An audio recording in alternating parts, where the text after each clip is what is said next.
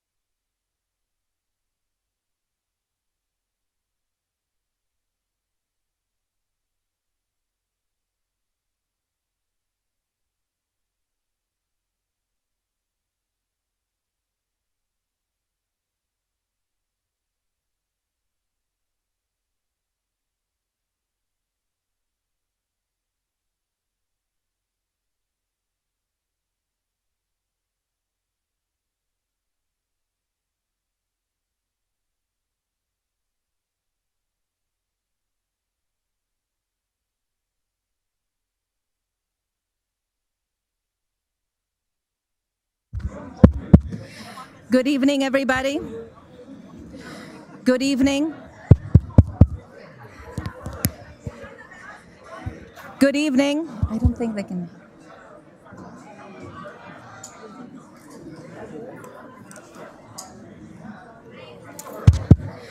Good evening, everybody. We're going to go ahead and get started. I don't hear it.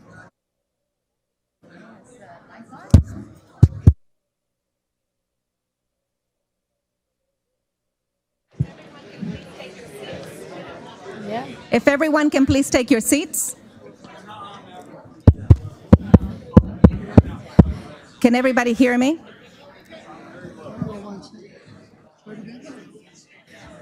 Testing. Testing.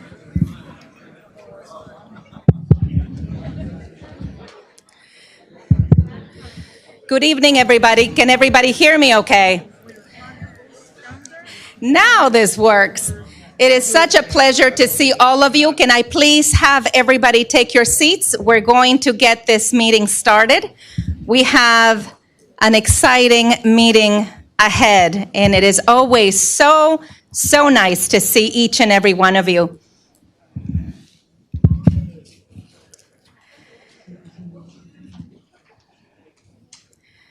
Thank you all for joining us tonight. I would like to call to order the regular City Council meeting. City Clerk Duarte, would you please take roll? Yes, Mayor. Councilmember Alvarez? Present. Councilmember Ashton? Present. Councilmember Trujillo? Present. Mayor Pro Tem Pacheco? Present. And Mayor Frometa. Here.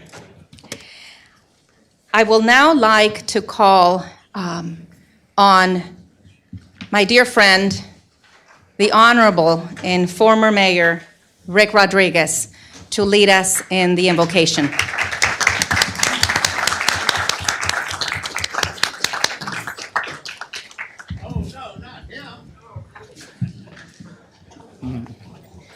Mr. Greenspan, that's your first warning. No more outbursts. Thank you. What an honor. What an honor to be here for this evening of transition. I remember sitting in those chairs a few years ago, how proud I was to represent our city. I remember those days, how my heart was filled with all kinds of energy and activity just to serve our community. And now, how proud I am to do the invocation for my friends Blanca and Claudia. And first, before I say the invocation, I want to tell you, Claudia, from the bottom of my heart and from my family to yours, you have done an outstanding job. We are extremely proud of you.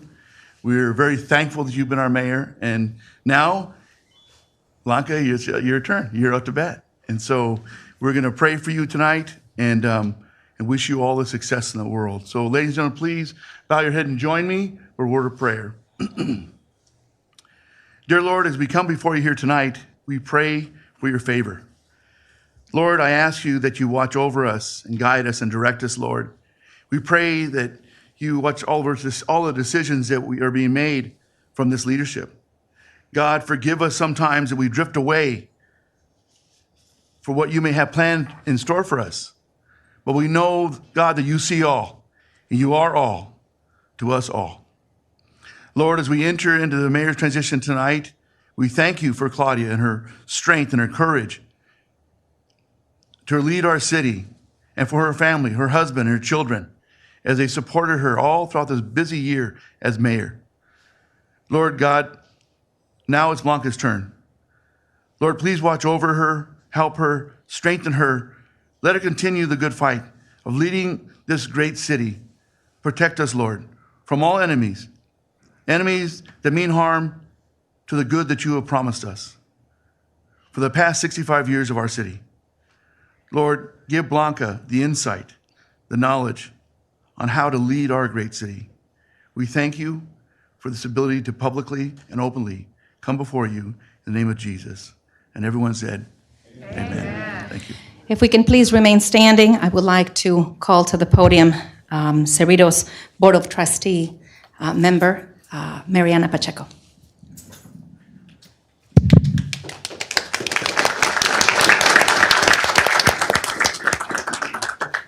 Everyone, place your hand over your heart.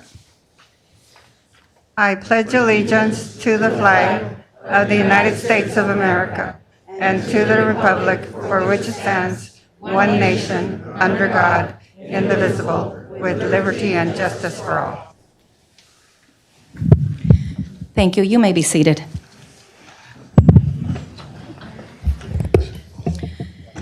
At this time, I would like to acknowledge various members in the audience. You are all very important to all of us, but I would like to acknowledge our former mayors and council members in the audience tonight. If they can please stand, former Mayor Mario Guerra and former Mayor Rick Rodriguez.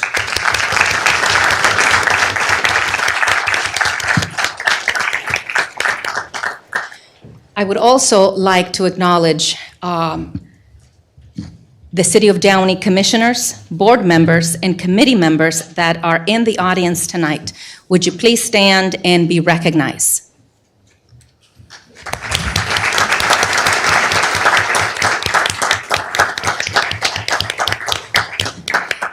I would like to acknowledge former Mayor Rick Trejo, who is in the back, and I just saw you. Thank you for joining us. Also, former Mayor Keith McCarthy in the audience. Thank you for joining us. And I saw former Mayor Fernando Vasquez. I don't know if he's still here with us or if he's left. We also have in the audience several representatives from local legislative offices, elected officials from surrounding cities, and community members who will be introduced during the presentations. Thank you, Senator Bob Archuleta, for joining us tonight.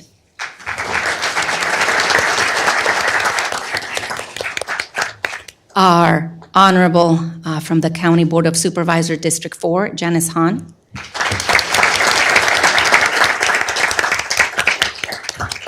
Our county assessor, Jeff Prang.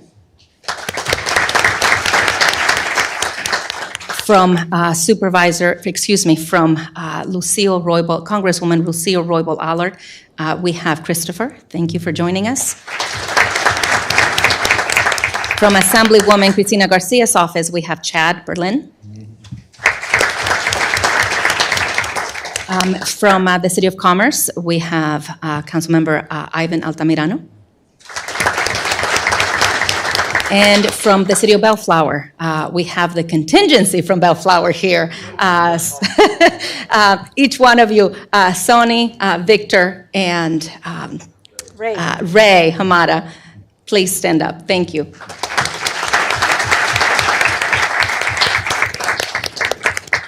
Thank you. At this time, I will go downstairs and make a final presentation, my final mayoral address to all of you, and certainly to our community that is watching via YouTube and via Zoom.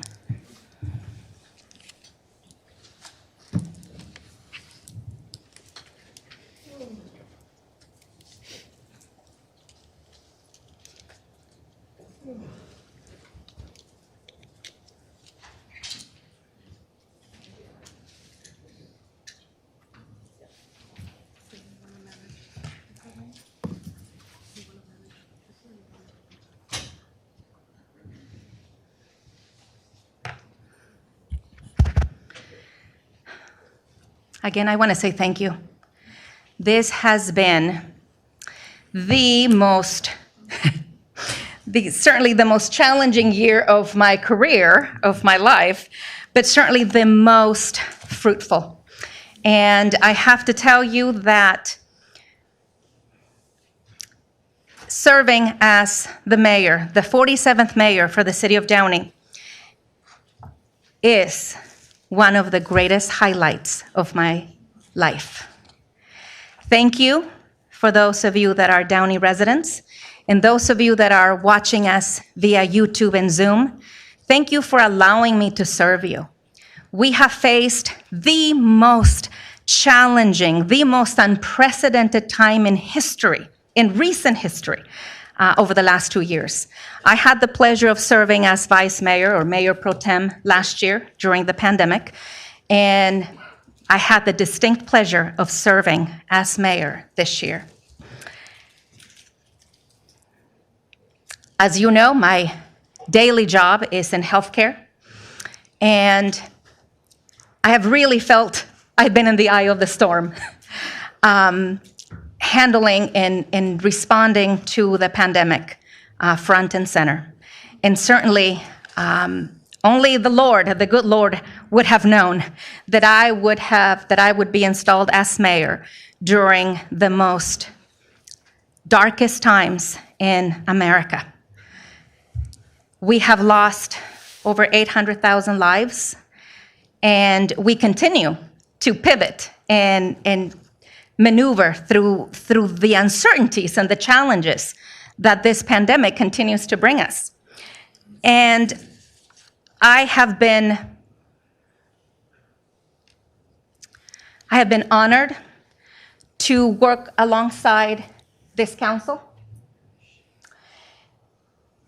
And I have been honored to have a city manager who has been with us for over 13 years and who has allowed me as mayor to navigate this very difficult time in 2021. It was only a few short months ago, that we had our still lockdowns, that we didn't have anybody in our council chambers. It wasn't until June that we welcomed people back. In fact, I'm excited to have a reception tonight because a year ago today, it was a dark time. For the first time in the history of Downey, we did not have a reception for an incoming mayor. But I've got to tell you, Downey, that I wasn't here for the reception. I was here to roll up my sleeves and get the job done. That's what your elected officials are elected to do. We are here to serve you. We are here to do what is best for all. Regardless, as I've said before, and I'm going to say it again, regardless of political affiliation, we are facing the most divisive and the most polarizing time in American history politics. And as a nation, and as a state, as a county, and as a city, we must move forward in unity. The great generation that built this country built it for the love of country. Senator Archuleta, during our earlier luncheon today, you reminded us, again, it's for love of God and country that we run for office. It's because we love America and because we are here to serve our constituents. Let's go ahead and get started. I have just a few minutes. I know there's a lot of slides, and I'm going to go rather quickly through this.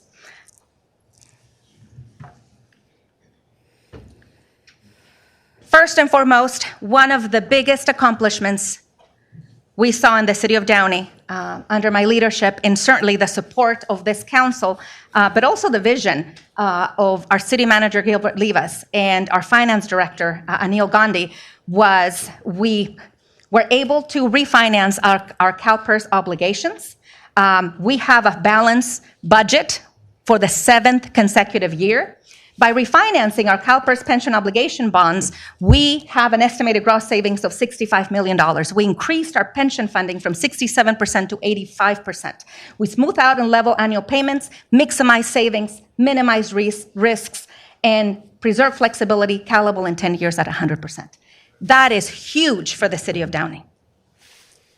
Public safety. As an independent city, we are blessed to have our own police and fire departments.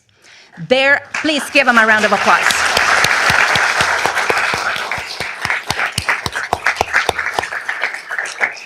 Their work continues to provide a safe community. I have been a resident of this community for over 34 years. I came, as many of you know, as an immigrant. This is the community that my parents, when we left Mexico and we came here legally, I came as a little girl not knowing how to speak English to the city of Downey. I went to schools here. I've raised my 4 children here. I met my husband of 25 years at Warren High School.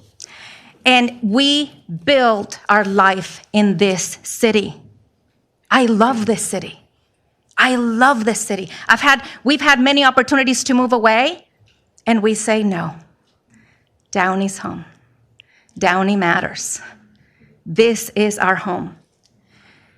Our Downey Fire Department. This year, our Downey Fire Department responded to approximately 9,900 emergency incidents. The call volume was projected to increase 7.5% this year to 10,700 calls.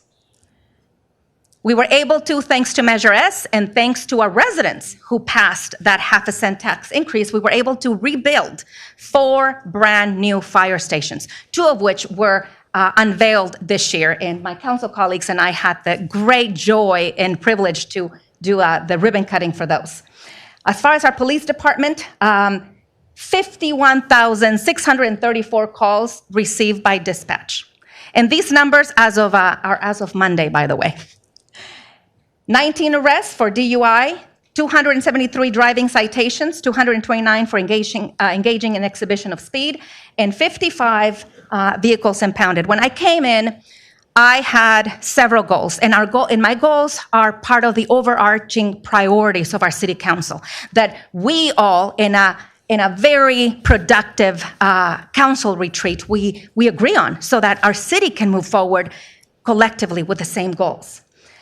Now, there's been a homeless outreach. Downey PD homeless outreach team, thank you, Downey PD, have conducted 11 outreach operations in collaborations with 5 major agencies. They provided 97 individuals experiencing homelessness were contacted and offered services. It's about collaborations. It's about working together. And so we had LASA, People Assisting the Homeless, PATH, Kingdom Causes, and Bellflower, Salvation Army Veterans Assistance Team, LA Department of Mental Health, all of these working together. As far as our affordable housing initiatives, 401,000 was secured from the U.S. Department of Housing and Urban Development. The creation of an affordable housing subcommittee was formed in 2021. I am pleased to serve on that committee with one of my council colleagues, and continue to provide housing resource events. We are currently studying an affordable housing inclusionary ordinance, and we are busy. We just had a meeting with the community yesterday evening at the Barbara J. Riley. So we are looking at these issues and being proactive about it. As mayor, I am proud to say we've had historic capital improvement projects in our city. I also told my residents when I was walking in District 4 that we would have their streets repaved. My commitment to them was that 14 miles were rehabilitated and repaved this year, which includes 76 residential streets. Also, as a council, and with the help of our city manager, we allocated for street rehabilitation in the next 3 years, $30 million. That is unheard of in other cities. Yes, please applaud. One of the things that I have said again and again, I do write my own columns for the Downey Patriot and the Downey Latino. I've written those columns on a monthly basis because I believe in transparency and I believe in informing my community. And it is no secret that Mayor Frometa drives all over the city, every day and every night. I am known to drive around streets in Downey at 10 or 11 o'clock at night. Why? Because I want to see the issues. I want to know what is going on. We get a lot of emails, we get a lot of phone calls, texts, but I want to see firsthand what is happening in my city. Last September, I became aware of a problem. That the pandemic, this was one of the intended consequences of the pandemic, people being home and creating an excessive amount of trash. And so I drove around my city. These are photos that I actually took on a weekend with my children in tow. We were supposed to go to the beach, and I said, no, let's drive around Downey. I don't think they have forgiven me for that. But out of that, we looked at how do we address the issue of illegal dumped items. And we were focused, and with the help of our community development and public works, especially, CalMet, these are numbers as of Monday, by the way. CalMet has picked up 258 tons, Public Works 750 tons, without adding staff, by the way. We increase this code enforcement from twice a week to 5 days a week. Is that right, Delfina? Yes. Yes. So we also assign 2 full-time staff, maintenance staff, to pick up illegally dumped items 40 hours a week. So they do that full-time. thank you, Delfina. So we assigned 2 full-time staff to do that. What about, I'm a big believer in doing environmental, focusing on taking care of planet Earth. We have to do that. And the time is yesterday. The time is now. For Downey, looking at reducing our carbon footprint. Many of you have been made aware through various media posts and certainly my column that we broke ground in one of the most ambitious projects the city of Downey has ever seen, and that is installing solar panels in all of our government buildings. Also, again, this was a vision that staff had. Certainly, City Manager Livas had a lot to do with this, and I thank him because as I came into office and I'm thinking about what are the goals and things that I want to accomplish as an elected official, certainly this was one of them, and we made it happen this year during my mayoral year. Strength of our community. Downey is special. We have over 100 churches. We have close to 30 service clubs and organizations. In fact, we have 2 Kiwanis clubs, which I'm happy to say I'm a member of one. No, I'm not putting Rotary down. I think they all do a great job. Go Hail Kiwanis and go Rotarians. But the strength of our community, we did our Downey One Day of Service, and we brought together community and community members and service organizations to roll up their sleeves and work on 3 different projects throughout Downey one Saturday. And this is something that I carried on from my dear friend and colleague and former colleague, Rick Rodriguez, the Downey One Day of Service. It takes all of us working together. Here's various events that we were able to participate in. Certainly during the height of the pandemic, again, I wanted to make sure that we engaged with our county supervisor and our Assemblywoman, Cristina Garcia, and you were so gracious. Thank you, Supervisor Hahn. Thank you for allowing Downey to provide food and partnering for those individuals that were facing food insecurity. We held 4 food distribution drives in our city. These are, again, more photos of us working together with our community, cleaning up graffiti, cleaning up trash, certainly with the CSRS, the agency that assists our individuals with disabilities. We had a Thanksgiving turkey drive. And about COVID-19 response. Downey is blessed to have 3 major medical facilities. The nationally, actually internationally renowned Rancho Los Amigos Medical Center, and Deb is here with us today. Thank you. And we have Kaiser Permanente, Downey, and PIH. And here, again, in the height of the pandemic, as I turned the corner around January, we were seeing the worst numbers ever reported. And I asked our Dr. Lee and our physician from PIH to join me and to join our fire chief in sending messages to our community. We were about to hit the holiday season, and then of course after the holidays we had another tremendous surge. This was in the middle of January, and we wanted to convey the message. We believe that we needed to talk to our community. As far as residential assistance, 238 households have been assisted. 2,000 applications distributed out of the $950,000 budget we had, and also in thanks to the CARES Act, we have awarded, as of, again, all of these are Monday's figures, $775,000. So $750,000 has been awarded from the city of Downey to renters in our community to provide 3-month subsidies. The business outreach has also been significant, and you can see the numbers also awarded, over $300,000 awarded to local businesses to help them during this time. Community assistance, again, without adding any staff to City Hall. People worked tirelessly to help and serve our community.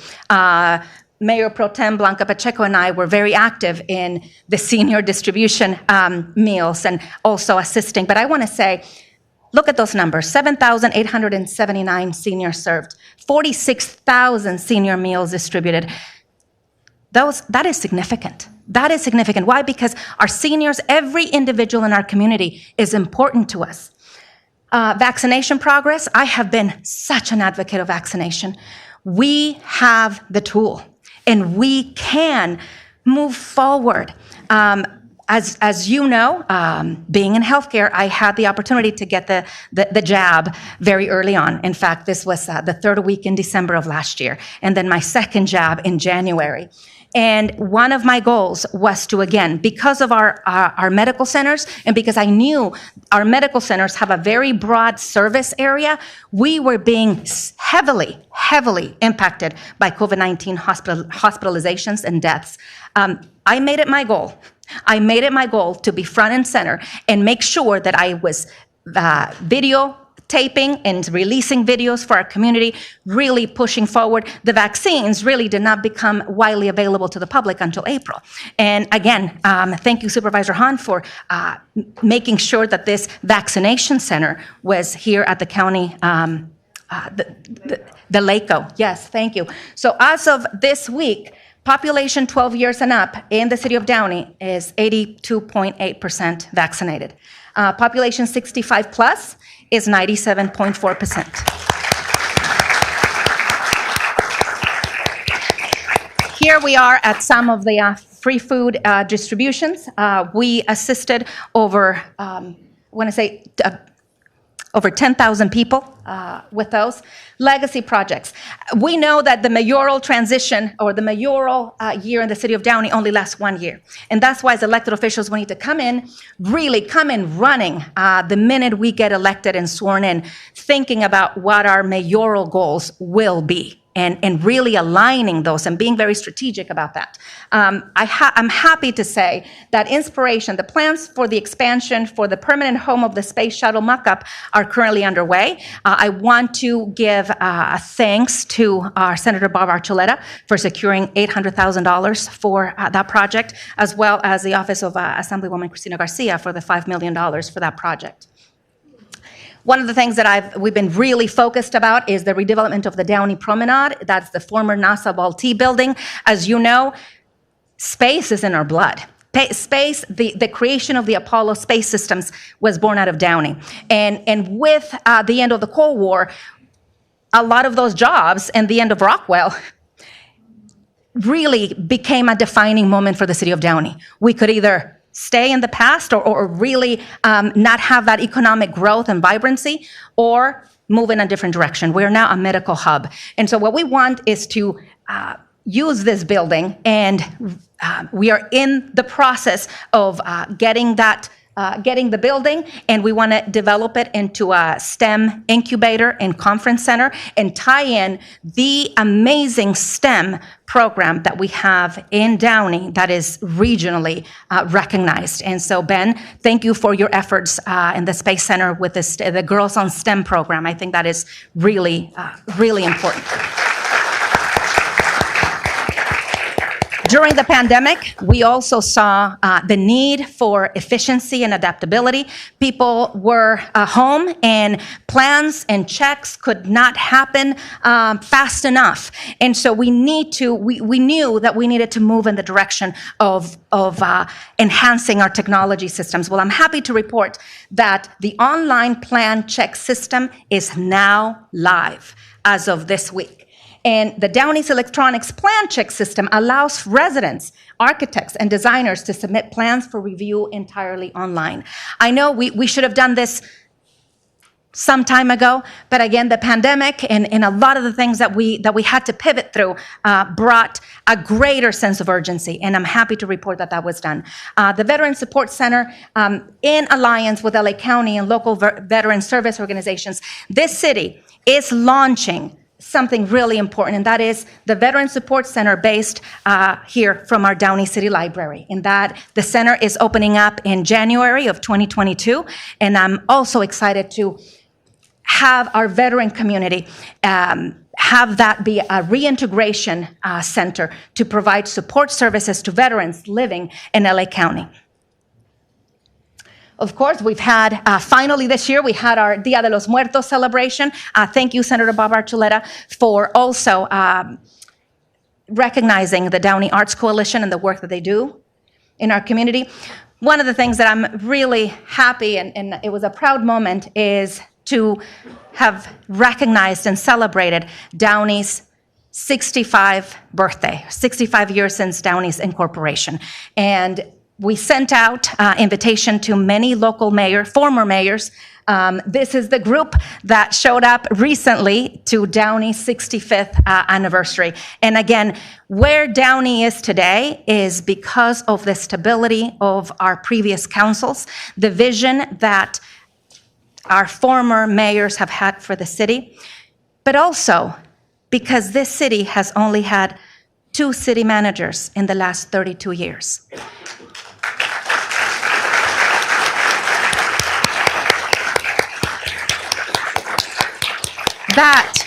That, ladies and gentlemen, and cities across the region, that speaks to the strength and the stability of a community. We had the Measure S Thank You celebration. Here we have, again, we were happy to go to Fire Station 1, which is where our communications center is. And I know the picture to the right is, you can see it's a little small, but that little dot that you see almost on the very top of the fire ladder, that's me.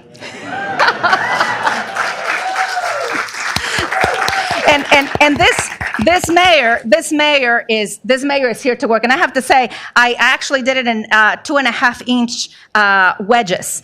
But I always wanted to climb a fire ladder truck, and they said, "Well, Mayor, when do you want to do it?" And I said, "You know what? How about now?" So thank you, guys. Thank you, Fire Station.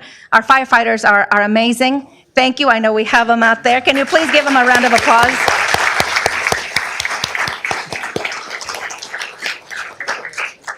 And of course, here we have again various activities took place that day, celebrating the completion of Measure S throughout our parks, our fire stations, our library.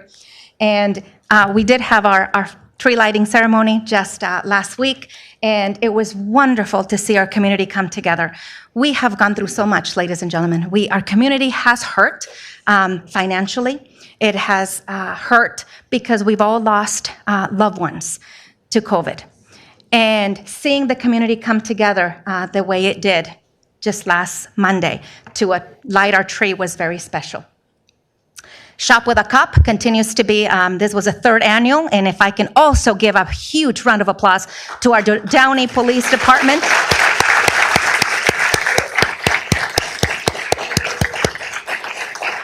And the Downey Police Officers Association. This is unique. This is unique to the city. The Police Officers Association raised, I want to say $15,000. Am I right, guys? Is it $15,000 this year, roughly? And the school district selects families that are in great need, and children. And they go out and they have breakfast, and they go to Walmart and they shop. And even though last year we were in the middle of COVID, many of our officers, each child gets a certain amount, and then the family gets an amount. Well, I got to tell you, the first year and the second year, many of our police officers put out of their own pockets to make up the difference for whatever the children want.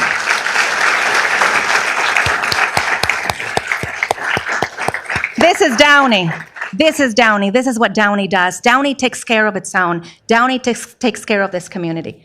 And lastly, I also had to go on the sled. If I went on the fire truck, might as well go on the sled.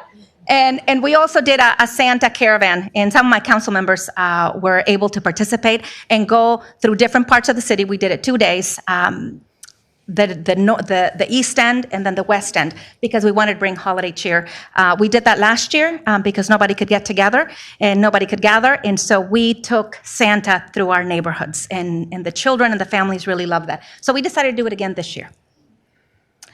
I want to thank all of you for your support, but I'm most grateful for the support of my family, my 4 children, and my husband of 25 years, because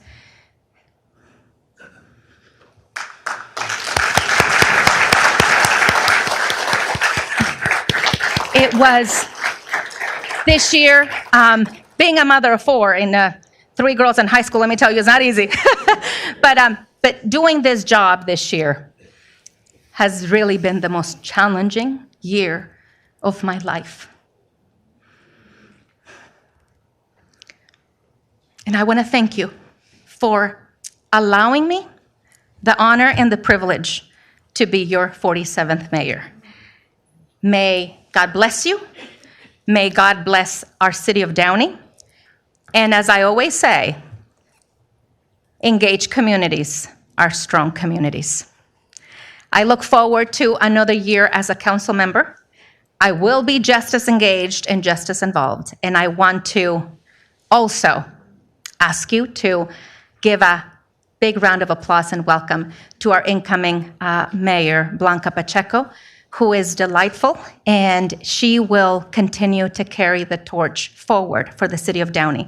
And I want to appeal to all, especially in local governments, because this is the most challenging time. As I've talked to mayors across LA County and across the state and across the country, your electeds are tired, just as your healthcare workers are. Your electeds, more than ever, need your support. And local municipalities need to come together in unity and stop bipartisan politics. Our streets, our lights, and our sewers are not partisan, and we shouldn't either. God bless you, everyone.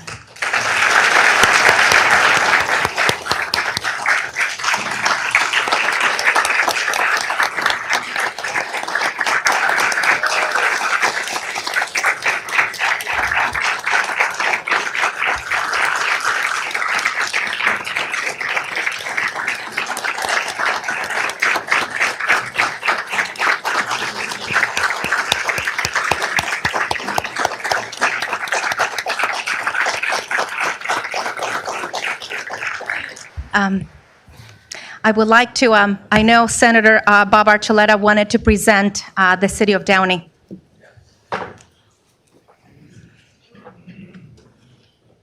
Well, Madam Mayor, and I will say Madam Mayor as the clock is winding down. So I've got something from the state of California that is acknowledging everything that you just told us and shared with us. Your love of the city, your love of the police department, the fire department, the love of the community, the children, everyone. And the state of California acknowledges the city council, the staff, everyone, to acknowledge your 65 years. And you celebrated on your watch, Madam Mayor. And I'd like to present this to you and the city council and to the people of Downey. And I'm not going to read it all, but basically it says, the pride of the city has been acknowledged by the state of California. All of us elected officials who serve countywide, statewide, and even though our colleagues knows the work and the love that Downey has of its people, and especially the children, the veterans. And as the chair of the Military and Veterans Committee for the state of California, I'm so proud what you, Madam Mayor, and the City Council have done to recognize our veterans. So on behalf of the state of California, 32nd Senate District, I acknowledge the work you've done and the fact that the city of Downey has celebrated 65 years, and may they do another 65 with the unity, the love of city, and the future. And again, with the Space Center here, the future belongs to Downey. Congratulations.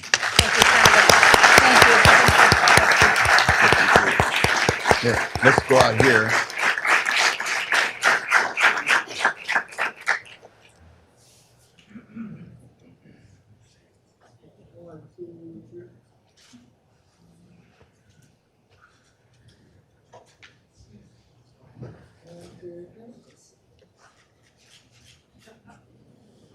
Thank you. Thank you.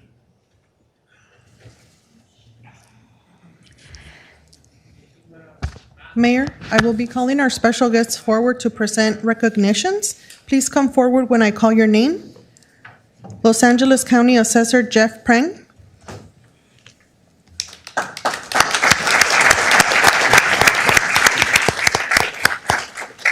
Thank you very much. I was asked to come here and liven up the crowd in a way that only the county property tax assessor could do.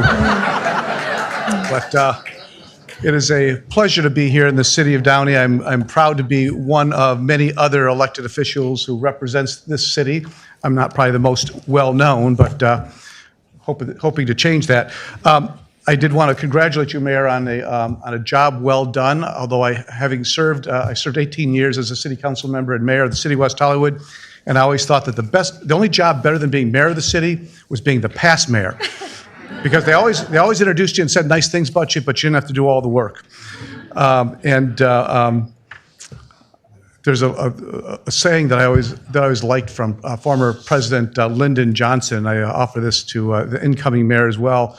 Lyndon Johnson was once asked by a reporter. He says sometimes the burdens of the presidency seem more than I can endure. The responsibilities, the stress. He says, then I think it could be worse. I could be a mayor. But it's great to be here in the city of Downey. I want to commend you and your colleagues and the administration of the city of Downey. I represent all of Los Angeles County, and I can tell you that the city of Downey has a reputation throughout the county as been one of the best managed cities, one of the best led cities. We have yourself and your 4 colleagues and the dedicated group of professionals who manage the city provide an incredible quality of life for the people who live here. And I'm really thrilled to be able to come here to honor you for the work that you've done this last year. You follow a great tradition of leadership in the city, and one that I know will continue with Blanca Pacheco. So I brought this proclamation from the County of Los Angeles Office of the Assessor. It's better than the other ones are going to give you. Because this is one, make a copy of this and put it with your tax bill. And if that works, let me know. And I think the supervisor would like to know as well. I also brought a small token to offer to the incoming mayor. It's not as long as this one because you haven't done anything yet. But next year we'll fill in all the whereases of your accomplishments. I appreciate you giving me an opportunity to speak early because I do have to be on the other side of the county in a short amount of time. But it's a pleasure and an honor to be with you to recognize you for this your years of service.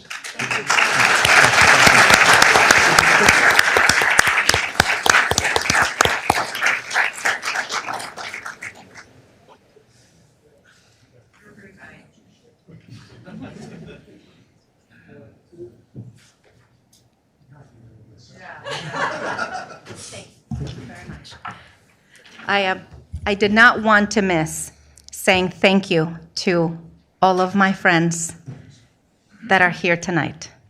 Thank you for the support that you've provided over the years, but especially during this year. Thank you. You mean so much to me, and you all know who you are. Thank you.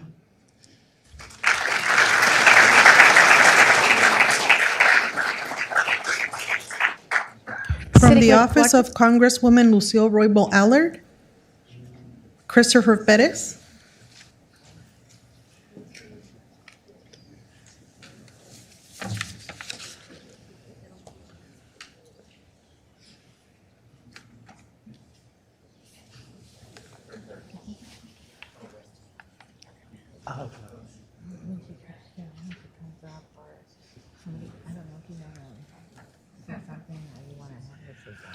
Good evening, sorry.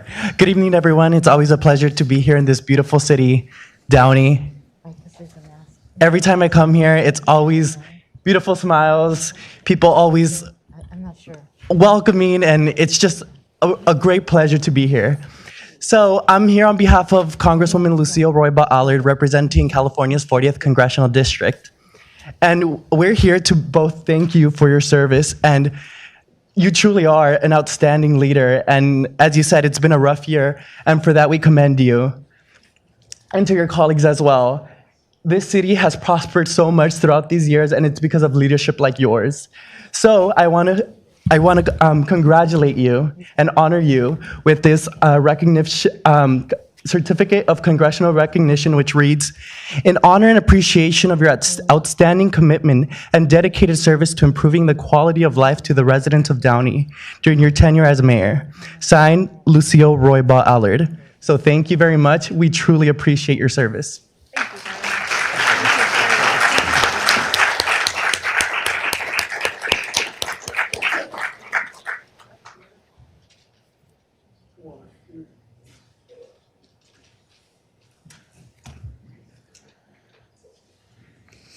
From the office of Assemblymember Cristina Garcia, Chad Oberly.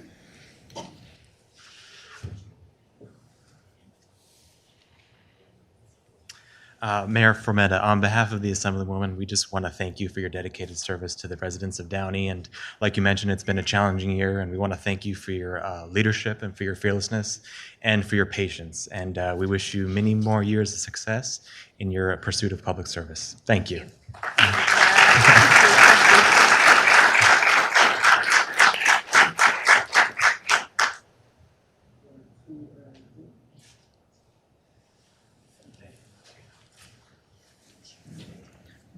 From the city of Bellflower, Mayor Pro Tem Sony Santa Ynez and council members Ray Hamada and Victor Sanchez.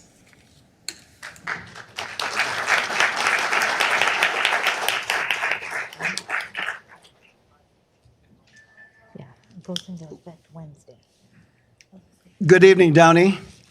My name is Sonny Santa Ynez, Mayor Pro Tem City of Bellflower, and with me is Councilmember Raymond Hamada and Councilmember Victor Sanchez. As a show of our love to City of Downey and to Claudia and to Blanca, they sent 3 council members to this event. As you can see, more than any other city. Wow. Okay, so that's how much we love you guys. But at any rate, as I was coming here early this evening, I cannot help but notice the number of seats that were assigned of family of Claudia Prometa, family of Blanca Pacheco. No wonder they can easily win elections in Downey. But at any rate, we're here, Claudia, to honor you for your leadership, your steady hand in guiding the city of Downey out of this pandemic. You're truly a good leader. And we thank you for the support of your fellow council members. You came out of this pandemic real well. And as your neighboring city, we have a vested interest in your success. As you know, we think of this regionally, not as a city. We lead and live in different cities, but we think of this regionally because crime, homelessness, illegal trash dumping, unemployment, these are regional issues. So we don't want those issues to spill over to our city, nor our issues to spill over to you. So your success is also our success. So again, thank you so much for your leadership. I think Downey is in good hands. And I also want to wish my good friend Blanca Pacheco, who's the incoming mayor. I know that with this transition of leadership, it's going to be going from one steady hand to another steady hand. So thank you so much, Downey. Please keep up the good work, and thank you so much.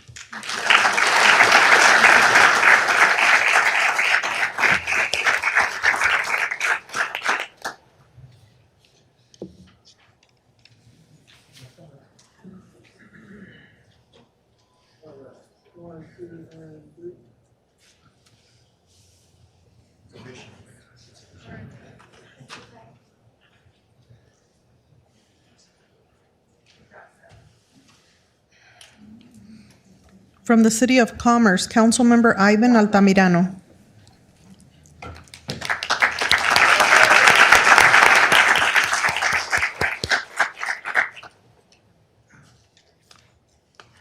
Good evening, Downey residents. I do have this. I did call the senator's office, see how big his certificate was.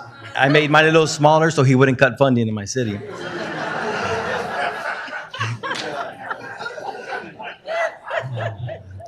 All kidding aside, I did want to share something with you guys. I grew up in City of Commerce, and Downey is always a topic in our city. And one of the reasons is because in 1960, when our city incorporated, Downey was en route to turn City of Commerce to Downey. So it wouldn't have been City of Commerce. But what ended up happening was that the people who showed up to apply was 3 minutes late because we did have our commerce founders. But it would have been beautiful to be part of Downey, just to see your leadership. And Mayor, I'd like to also say that when you walk into a room, it's bright. I mean, people listen to you. And whether you're a mayor or wherever you lead, you're just always going to stand in that power. And I know how difficult it is to lead. I've been in elected for 10 years, and there's people here that have been longer, but I know how difficult it is. And what I'm excited to see is who you've become. You might see this as difficult, but I can guarantee who you become is much greater. So I want to really congratulate you. I'm so proud of you. And it truly is an honor for me to be here because for the past 10 years, every Tuesday, the same day that you have a council meeting, we have our council meetings too. And I could never show up and bring a certificate. But this time around, we recently, about 3 weeks ago, changed our meeting date. So it truly is an honor to be here and present this to you. And I also do remember when I first got elected 10 years ago, one of the first things I did within 2-3 weeks of me being in office, I called your city manager, Gilbert, and I sat down with him, and he gave me the opportunity to sit down with him so I can see what Downey was doing, so I can take it back to Commerce, because we look up to Downey.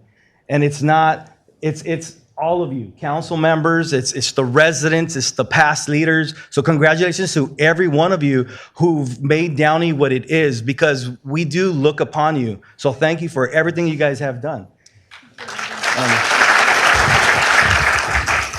Downey is lucky to have you, and your family is lucky to have you as well. Congratulations.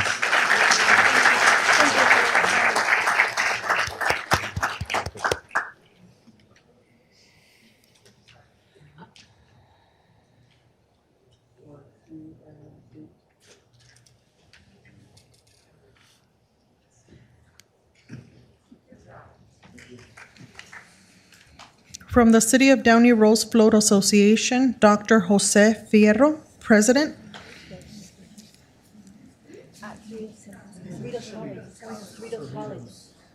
My apologies. From Cerritos College, Dr. Jose Fierro.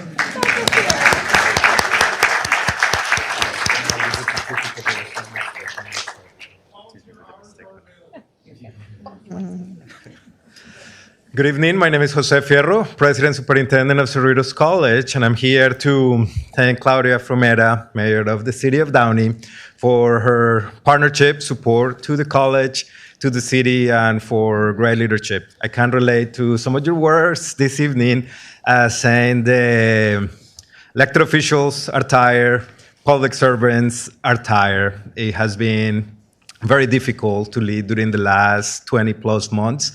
And those words resonated with me. So thank you for the work you're doing for the city, the work that all of you are doing for the city. And I'm looking forward to continue our partnership with incoming mayor, former Cerritos College student, Blanca Pacheco, and you and the council. So thank you very much, and good evening, everyone.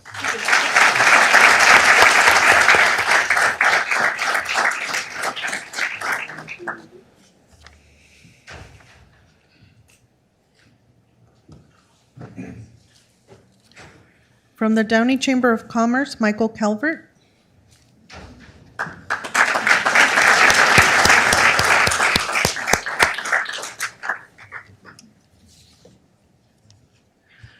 Blanca wants us to hurry up, so here.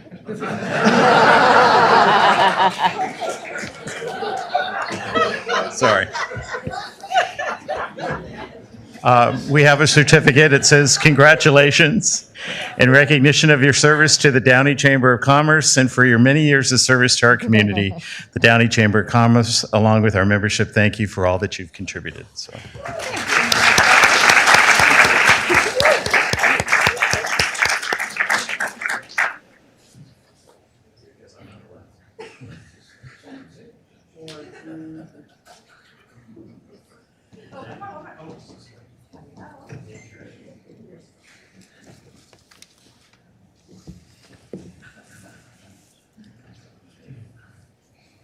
From Gangs Out of Downey, Hector Sosa.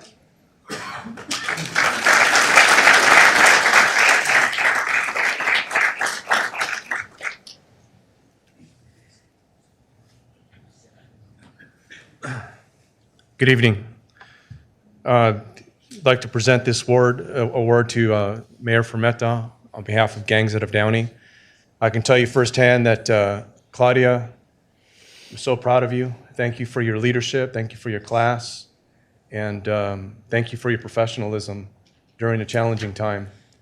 And I can tell you firsthand that I've had many conversations with Claudia over a period as long as I've been involved with Gangs Out of Downey. She's a huge supporter of Gangs Out of Downey. She understands the importance of community collaboration. She understands the point of being proactive as opposed to reactive for our youth. And she truly loves this city. She really does. And I want to personally thank you for all the support, big supporter of Gangs Out of Downey, and just a big supporter of our community in general. I also want to give a special shout out to incoming Mayor Blanca Pacheco, who's also a big supporter of Gangs Out of Downey. So thank you very much. Really proud of you.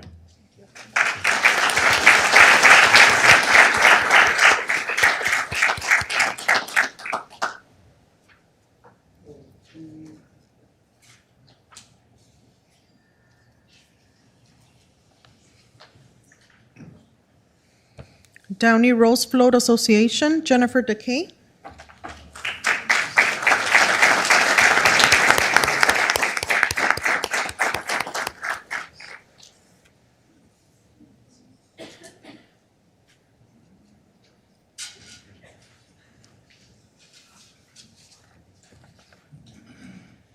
I thought I got promoted before. Good evening, everyone. Claudia. With me is Miss Teen Downey, Sarah Seraphim, and Little Miss Downey, Alexis Givens. I am not the president of the Downey Rose Float Association, so this speech will not be as colorful as it could have been if Jeremy was here. But he does send his Warren family like good vibes with you. Yes. Yeah, that's very I went hard to for Warren, me. yes. Yeah. So I know that this year has not been easy for you by any stretch of the imagination, and I know it hasn't been that easy for a lot of us out there. But on behalf of the Downey Rose Float Association, we would like to extend our gratitude for everything that you've done. I don't know why I get all joked up at these. We are so grateful for you and for your leadership in the city. And we have this amazing jacket that is invisible. It's beautiful. Isn't it? So as soon as we get it, it's stuck in the port of Long Beach right now. As soon as we get it, we will be happy to present it to you for real. And Sean can attest to that. We really do give them. Hey, And where's if I mine? may, I didn't get one.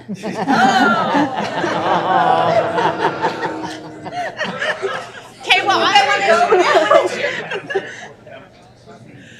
and if I may take a second, thank you, Supervisor Hahn, for the generous donation to rebuild our fence and to give us a little bit of extra to do the pavement, everything. So thank you very much. Thank you. So on behalf of the association, thank you, Jen. Thank you. Ms. Tate.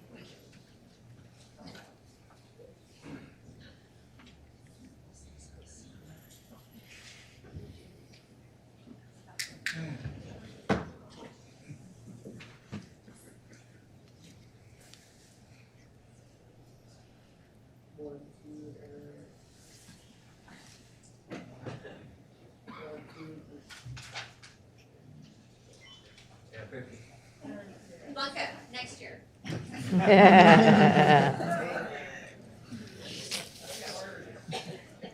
Former Mayor and Civilian Aide to the Secretary of the Army, Mario Guerra.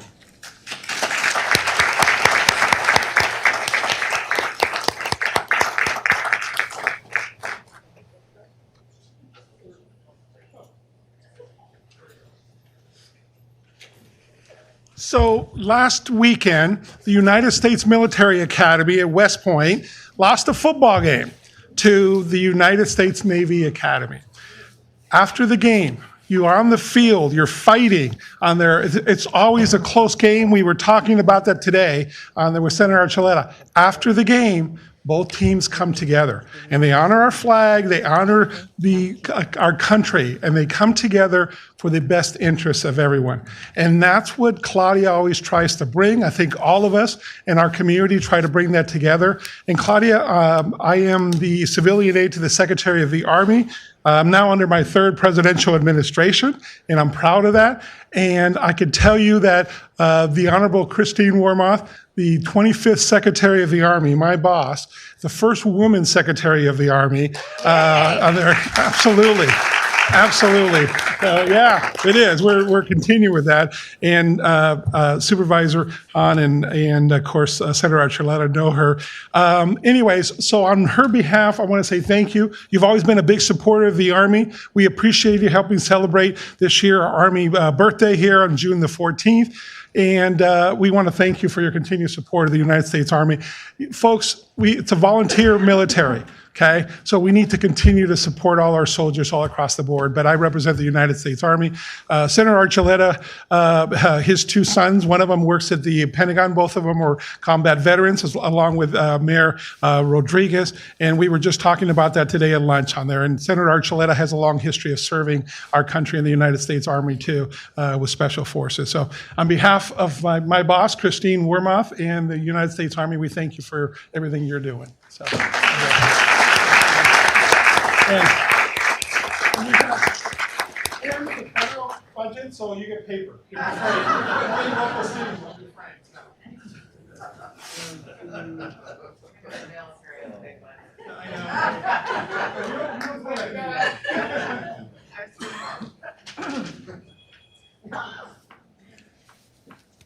Downey Unified School District Board members and Dr. John Garcia, Superintendent.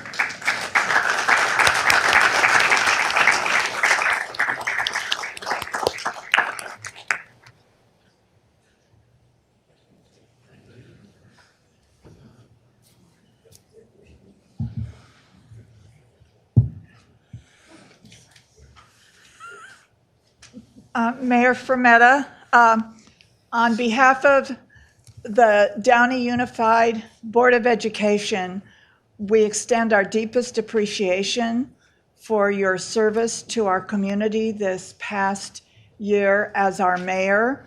And we really appreciate the camaraderie that has been built up between the City of Downey and the Downey Unified School District. So we have this plaque for you for your leadership and your distinguished service and support of over 25,000 students.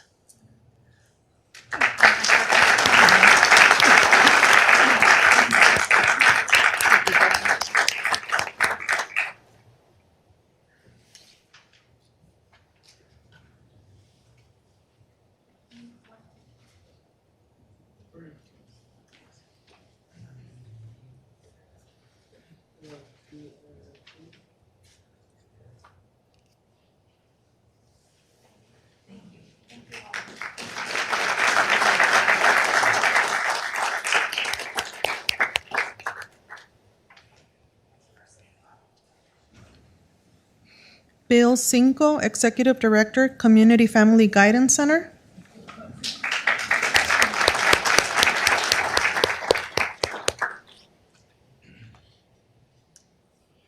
Honorable Mayor, on behalf of Community Family Guidance Center, we just want to thank you for, we're celebrating this past year, but honestly, we should be celebrating your whole life here in Downey. And when I met you over a year ago, after you left, I said to my colleague that we had met with you, man, she loves Downey. And it's really evident, and you especially love the children of Downey, and you showed that with the support that you've given us over this past year, and we so appreciate it. It's been a rough year for us too. Our kids are hurting big time in this pandemic, and you have been a big help to us, and we appreciate you. And we look forward to continuing to work with you too. Thank you, Bill. Thank you. Most certainly.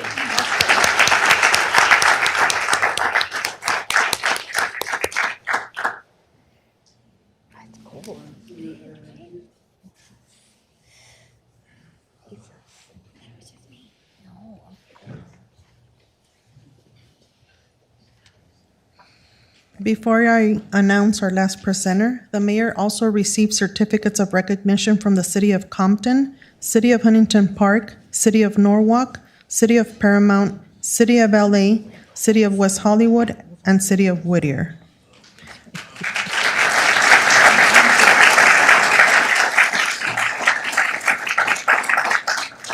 I would like to call Supervisor Janice Hahn, LA County Board of Supervisors, 4th District.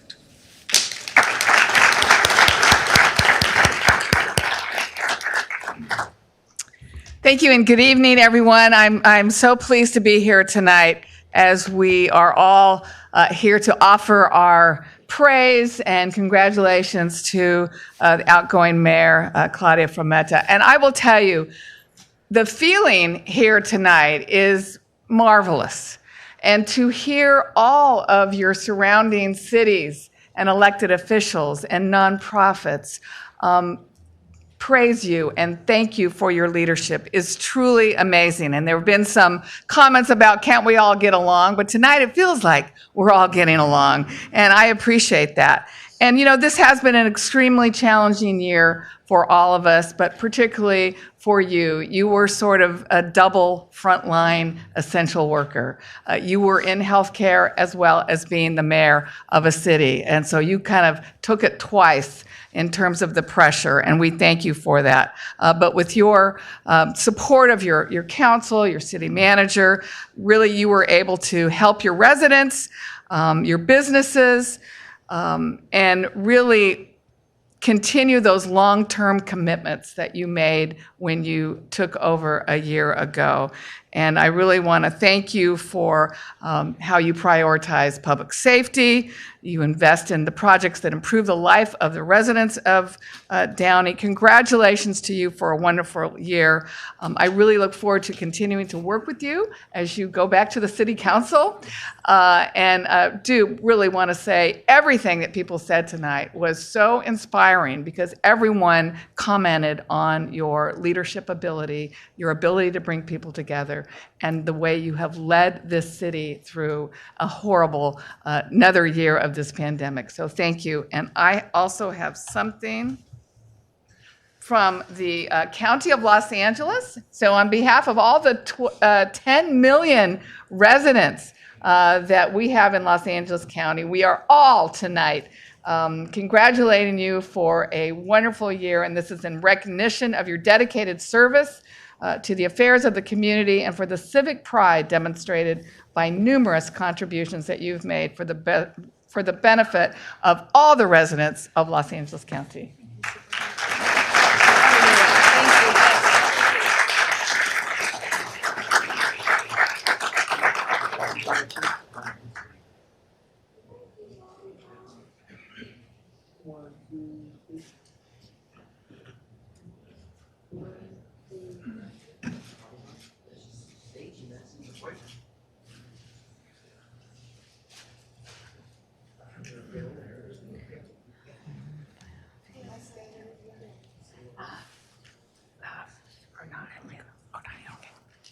Oh, and I forgot to say, you have such a wonderful family, too. I meant to say that. What a beautiful, wonderful family. Thank you for supporting her and letting her do such a great job.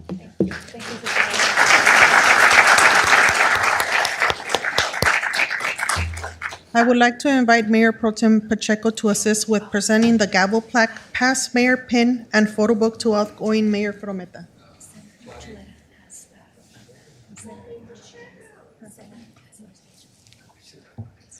Mayor Pro Tem, can we have Senator Archuleta come up first? Thank you.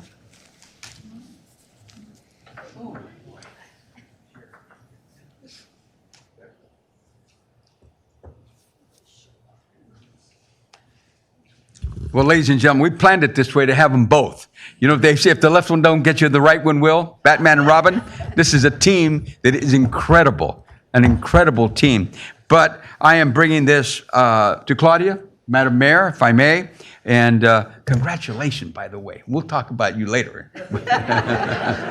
But I will tell you that the 32nd Senate District, and each and every one of you are members of the 32nd Senate District. We've heard from so many of council members, Bellflower, Commerce, we've got Downey, Cerritos, you name it. They're all in the 32nd Senate District. And we're part of, I call it, the fighting 32nd, because all of us are always fighting for you every single day, whether it be kids, veterans, seniors, you name it, better roads, parks, the fighting 32nd. And I'm so proud to be your senator. And with this certificate of recognition, Claudia, since I met you the very first time, my wife and I just can't stop talking about you. And my wife says hello tonight. But in recognition of your distinguished term as mayor, providing guidance and a strong sense of community to create a high quality of life in the city of Downey, you played a pivotal role in local organizations, including the Downey Kiwanis Club, assisting the League, the Gypsy Giants, Johnson's Auxiliary, the PTA, the School Site Council, your belief in investing in children and youth, and I can go on and on. But I'm going to stop because I've already presented the birthday certificate. But Claudia, God bless you. You have been truly a leader that will go down in history here in Downey. So on behalf of the state of California, the 32nd Senate District, I, Senator Bob Archuleta, congratulate you on a job well done. Thank you. Congratulations.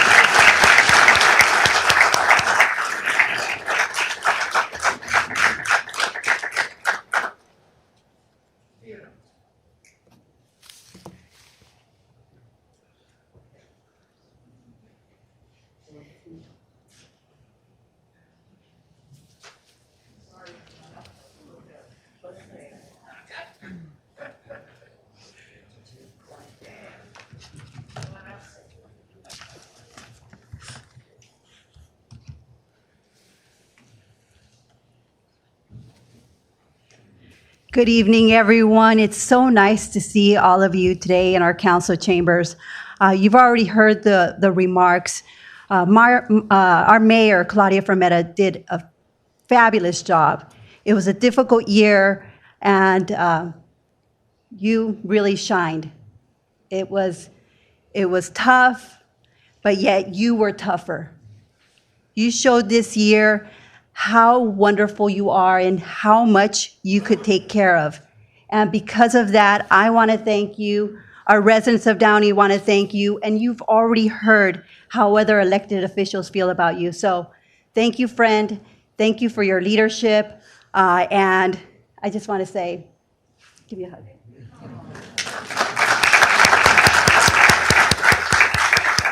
How wonderful and amazing she is. So thank you, Downey, for electing her. She's running for her re-election next year. Make sure you vote for her next year.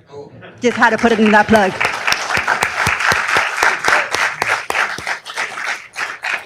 So I have here a mayor's book, which has all the pictures that you've accomplished this past year.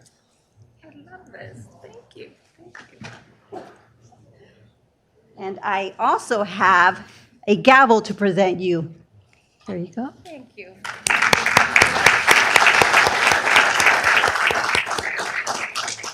And as they say, once a mayor, always a mayor, I have a former mayor's pin. Yay! I joined the club now. Thank you. Thank you. Yes.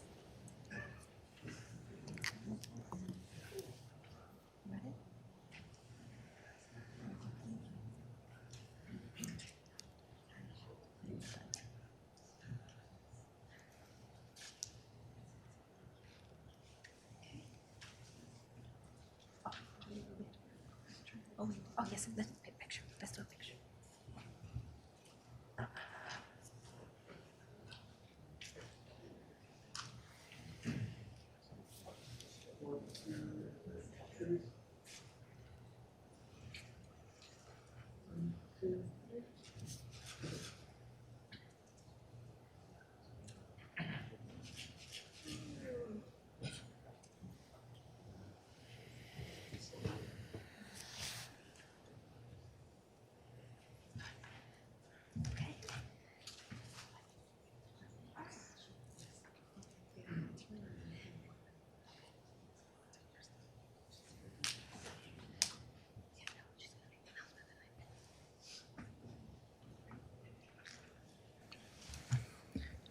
Former Mayor Frometa will now present incoming Mayor Pacheco with the mayor's pin. Here we go.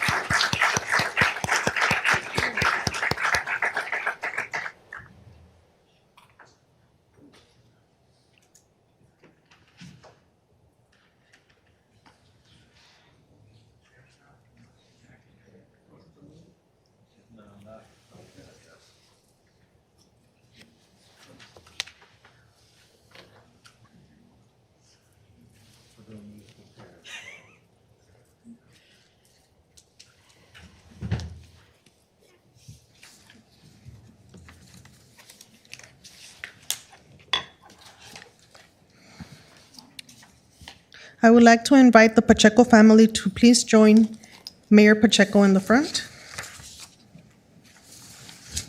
And I would like to invite Supervisor Hahn to please come forward to administer the oath of office to incoming Mayor Pacheco.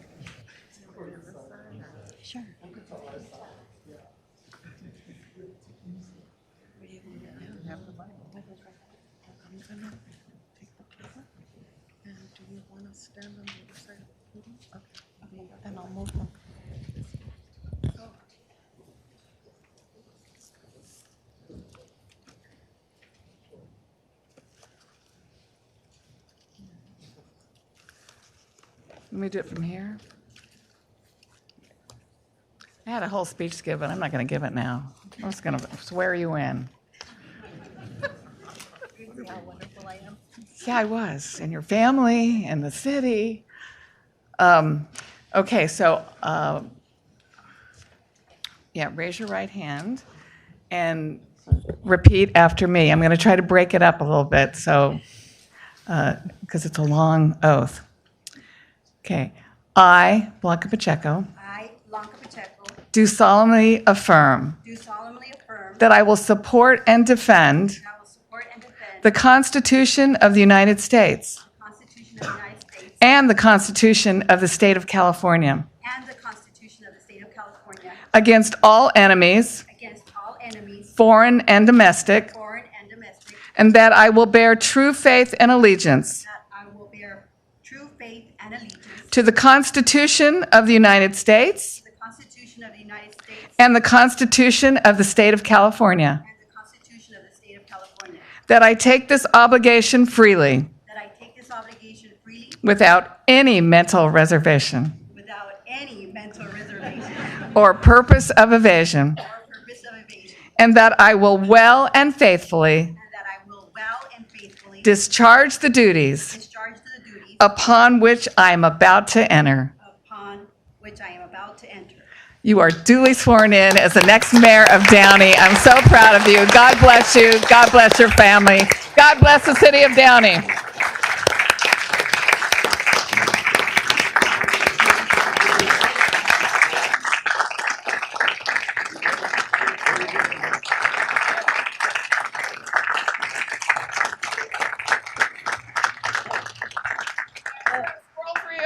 I never show up empty-handed. Congratulations, my good friend Blanca Pacheco.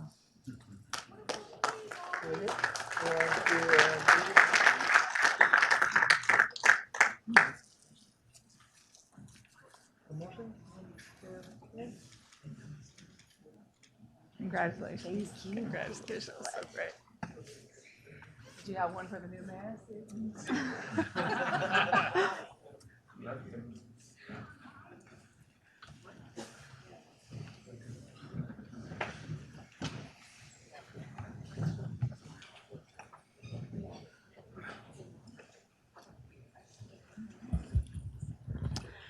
So I know I am the one individual that is preventing you from having dinner.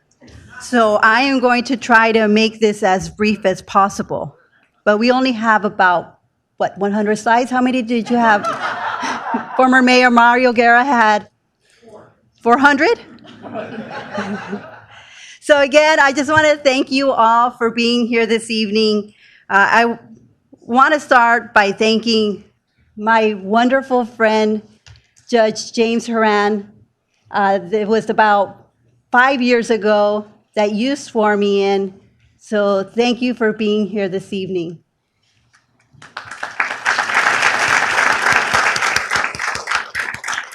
He's a little shy. But tonight is special. Tonight is special because I get another opportunity to be mayor. It is special because we get to gather again.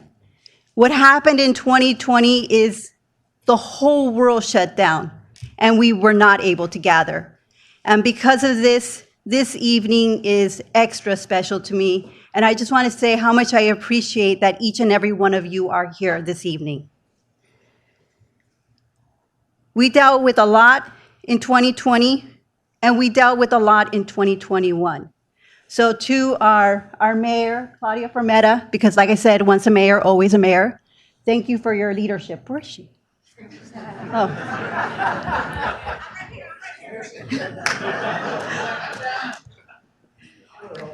To my council colleagues, thank you for your support, and thank you for your confidence in selecting me as your next mayor.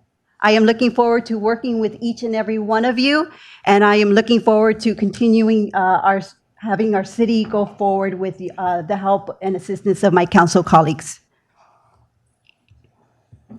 I also want to thank my wonderful and amazing friend, Supervisor Janice Hahn.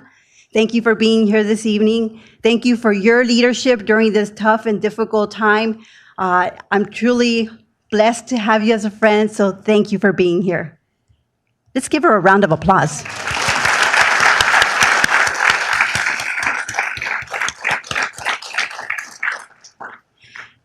There's going to be a lot of thank yous. So I just want to thank our amazing staff. We have, I'm going to name them, Monica Delgadillo, our executive secretary. We have our city clerk, Alicia Duarte. Our city attorney, Yvette, she makes sure we stay out of trouble. Our public works director, Delfino. Economic development director, Aldo Schindler. Interim Parks and Rec director, Jason Chacon. Ben Dickow, our executive director of the Columbia Memorial Space Center. Also, Judy Montenegro and Vania de Rojas. They are an exceptional team and wonderful ladies. And to our amazing city manager, you have a tough job. And I don't think anybody truly understands how difficult it is to run a city. You put in so much work and dedication, and just know that we all value and respect you. So thank you.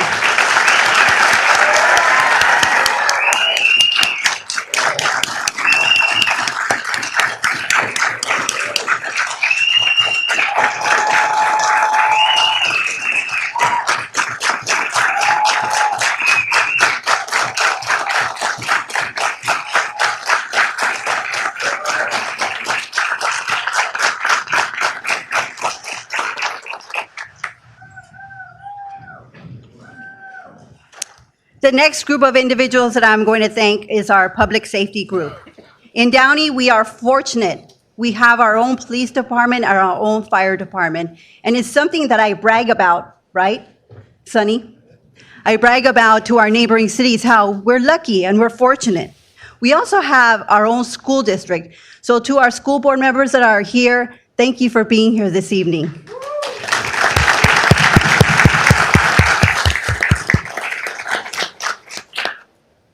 To our police chief, Dean Milligan, fire chief, Dan Herlock, and I also want to thank our incoming police chief, Leslie Murray.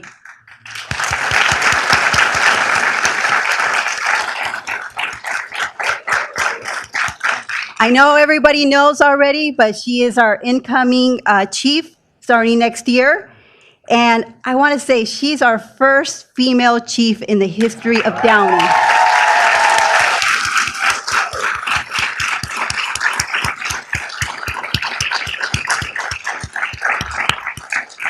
She's homegrown Downey and a graduate of Downey High School. Go Vikings.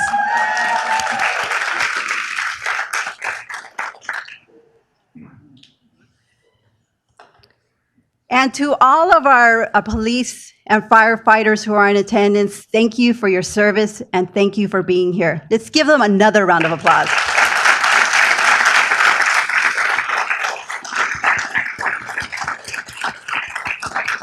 Like I said, there were a lot of thank yous. My friends, my yoga friends, where are they? Yoga friends, gym friends, attorney friends, judge friends, just all over friends. Each of every one of you are my friends. From this side to this side, thank you so much for being here. Thank you for your support, and thank you for the commitment to our city, because each and every one of you make our city a special place.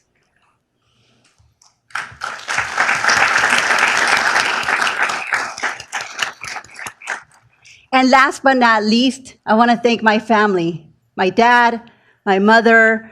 My brother couldn't be here this evening, even though it's his birthday, but he's not here because it's his birthday. He's actually in the fire academy.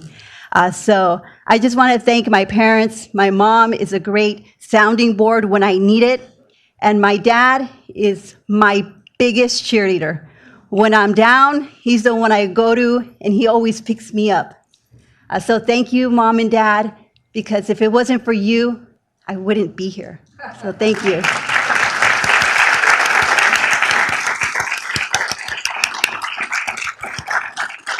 I guess literally I wouldn't be here, but.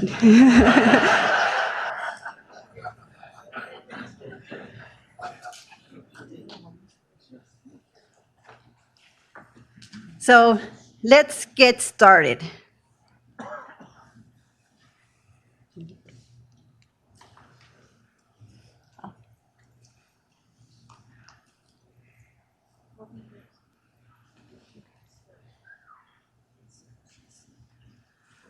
So my mayor's goals for this year are legacy goals, public safety, economic development, and quality of life. And these are areas that I will be touching upon this evening. The first set of goals are my legacy goals. And I know our Mayor, Claudia Fermetta, already touched upon those, but I'm going to reiterate some of the important goals and some of the important projects that are coming our way. We have the expansion of the permanent home of the Space Shuttle mock-up. As many of you are aware, our city has a rich aerospace history, from aircraft aviation to the Apollo space program. The Space Shuttle, named Inspiration, is the first shuttle ever built, and it was built here in our city of Downey. It was used to guide the engineers in developing and building the flight-worthy shuttles. And interesting enough, we still have it here in our city. So with the help of our Senator, Bob Archuleta, and Assembly Member Cristina Garcia, and funding from the state, we will be starting a complete renovation of the shuttle so that the public can enjoy it and walk inside of it. The rehab shuttle will be installed in the new Space Center Annex, to be constructed over the next several years.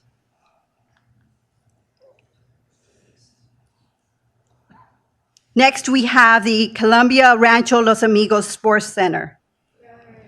And through the help of our supervisor, and in partnership with Downey City staff, we have designed a layout of multi-use fields on the 5 acres of land located on the south campus of Rancho Los Amigos. The development includes 3 synthetic turf or grass soccer fields of various sizes to support play of youth through high school level competition, with the largest field being able to host football and lacrosse play as well. A parking lot with an estimated 74 spaces and a 3,000 square foot building that will house restrooms, concessions, administrative offices, storage, and meeting space. The property also includes the land hosting 2 existing buildings that are currently occupied by our Downey Rose Float Association.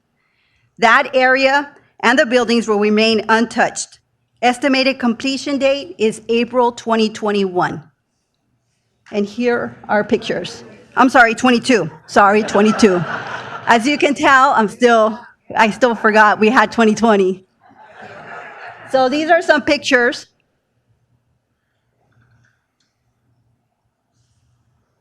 And next up, we have public safety, because public safety is important to me. And like I said, we do have the best police department in the state, or in the world. Maybe I'm exaggerating a little.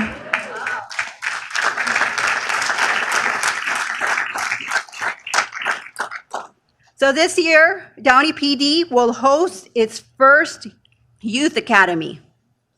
Many of you have heard of the Citizens Academy, but this academy will be geared towards our youth.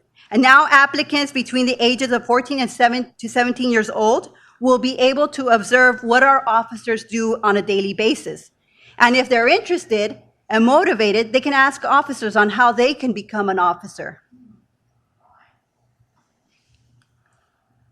And because I love dogs, I thought this was a wonderful program. The Downey Police will implement a facility dog program. And a facility dog is usually a golden retriever, a Labrador, or a combination of both. They can help with the investigation of crimes, provide comfort to victims and witnesses, both during the investigation process, but also in the courtroom. They can help lower tension and stress, conduct senior visits and welfare checks, and engage with residents at our community events. It's a hardworking dog. So what they are not is they're not therapy, emotional, or comfort support dogs, and they're not trained as canine dogs. They're also not pets, even though I have to admit they do look adorable.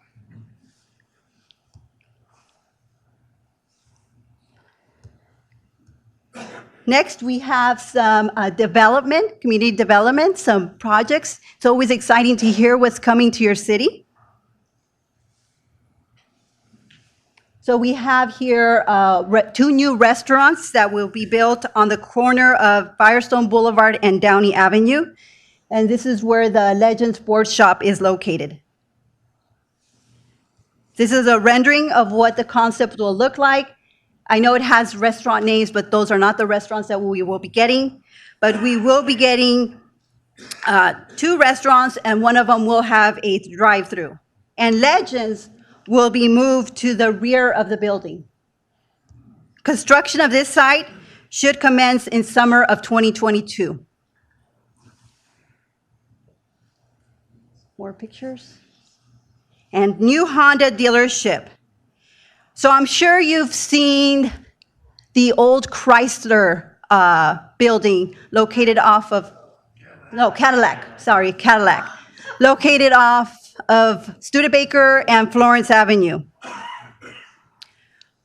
Honda will be moving across the street. That will be their new location. This building will house both cars, it will have a lube center, what is it called? Like a Jiffy Lube? Service. Oil change. But it will be moving across the street. And at the site where they previously were located, we're going to have Honda motorcycles.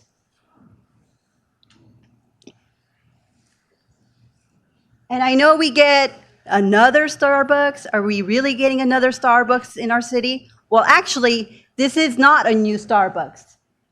The Starbucks that's located at the Farmers and Merchant Bank will be moving across the street.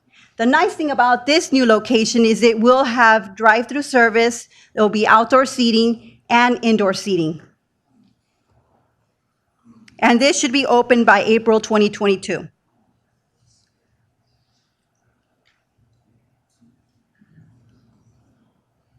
We're also getting a new hotel here in our city, a Marriott Spring Hill Suite. This will be a construction of a new 4-story, 140-room hotel.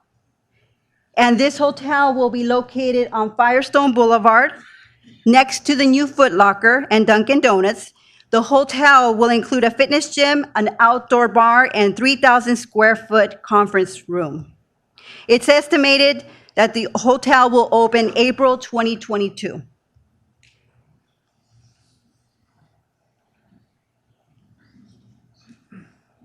And the former American Legion site. This project has been near and dear to the heart of our former mayor, Rick Rodriguez, and he was instrumental in getting this project started. But like with everything, it takes a while for a project to get completed. So with the help of the City of Downey and LA County, thank you, Supervisor Hahn, we've been working on the redevelopment of the former American Legion site. This is located on Gardendale and Garfield, and the development is for a new veterans transitional housing development for veterans experiencing homelessness. The conceptual plan calls for a 100-unit veterans transitional housing development with wraparound services, such as job placement, mental health, physical therapy, family counseling, and substance abuse counseling.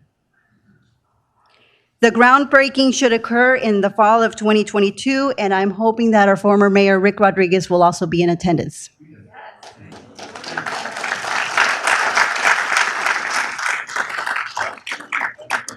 This is a picture of the current site, and this is some renderings. It's going to be great.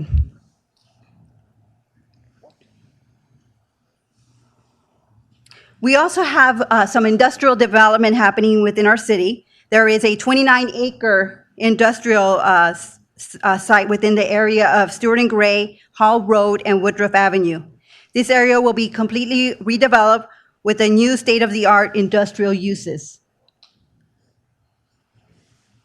The site will host a variety of industrial uses, and this will bring jobs to our city, which is always something that's exciting and what our residents need in our city. And then, if you remember, we have the Hometown Buffet. This is located off of Firestone Boulevard. We are now going to be getting a margarita factory. The new restaurant will spruce up the existing center and bring additional dining choices. And I know we get another Mexican restaurant, but I hear it's a high-end Mexican restaurant. So please join us.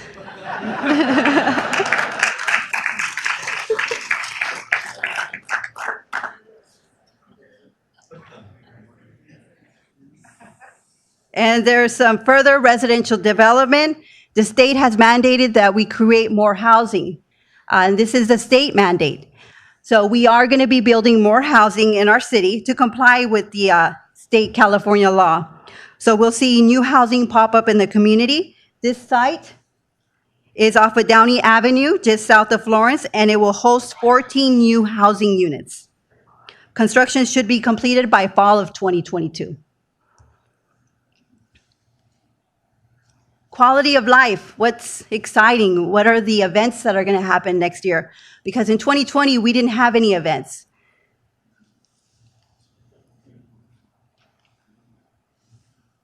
We have a drive-through holiday gift and food giveaway. This is being held this Saturday with the help of Assembly Member Cristina Garcia. And this event will be from 10 a.m. to 2 p.m. at the LA County Library next to the Downey Courthouse.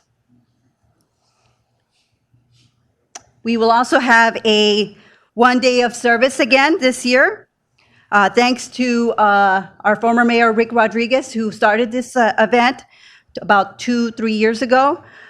This has been something that's important because, as you know, we have 2 Kiwanis clubs, we have Rotary, we have the Optimists, we have Seroptimists, we have the Assistance League. We're a city full of individuals who love to serve our community. In fact, I even have my Kiwanian brothers here, and my Kiwanian brother back here, and sister. So we are a city that loves to serve. We're a city that loves to help our community. And so we are again going to be having this event. And this is actually an event that I discussed back in 2019. It's Touch a Truck. And I'm hoping we can hold it this year. It will be sometime in May at Independence Park and the City Maintenance Yard. And this event joins Public Safety Week and Public Works Week. Fire engines, ladder trucks, and ambulance vehicles will be on display for kids to jump on and ride on and possibly honk horns. Fire department personnel will perform a demonstration extinguishing a vehicle that is on fire, extricating an injured passenger using the jaws of life, and an additional demonstration at the fire training tower. And if anybody is brave enough, I'm sure the firefighters will let you go up the ladder, as was seen. Also, our police department will display patrol vehicles, SWAT vehicles, motorcycles, bomb diffusion robots, and the new Bearcat. Police canines will also be present for demonstrations.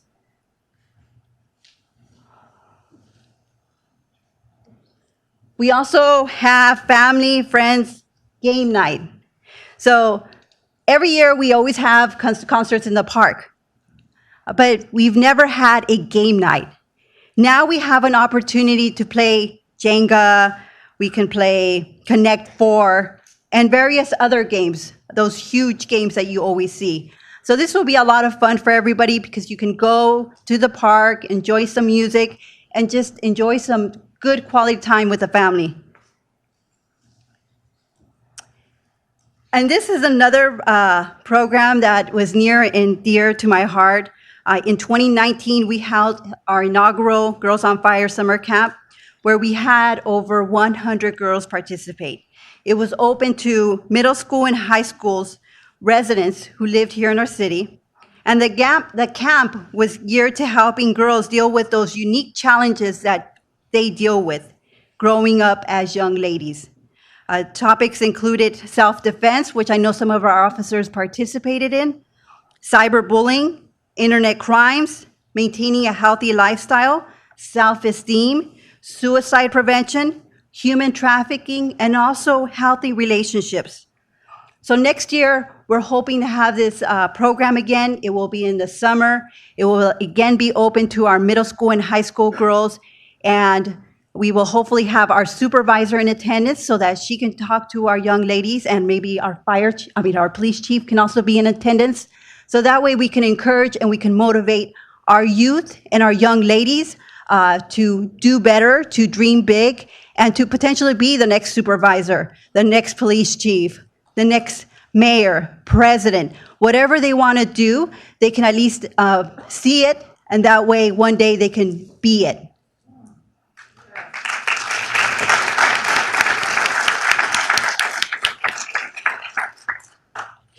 And these are some pictures from 2019. And we will also have the Mayor's Movie Night, which we will be holding over at Golden Park. And this will be sometime in the summer, either July or August. And you just follow us on social media, and that way you can get the date. But this will be a lot of fun. Come join us. I think it even has the wrong year. So that should read 2022.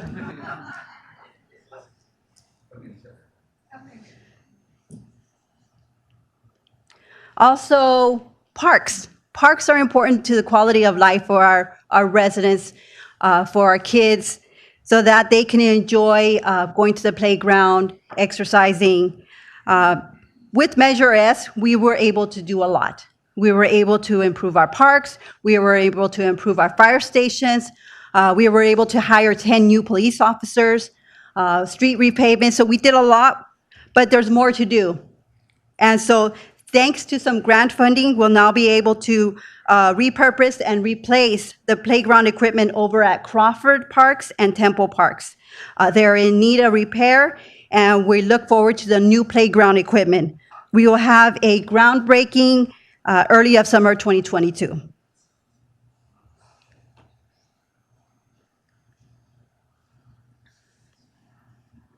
And streets. Streets are always important to many of our residents, including myself and my council colleagues. And in order to expedite street improvements and significantly improve our city street network, in October 2021, the city was able to raise $30 million in bond proceeds to fund these projects.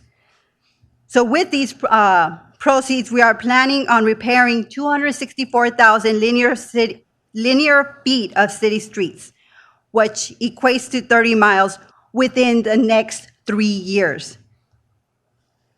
I want to thank our city manager for having the foresight in doing this. And the mayor's Instagram photo contest. Our kids love being on social media. So what better way to engage them but to have a photo contest and have them post it on social media. So we're going to create different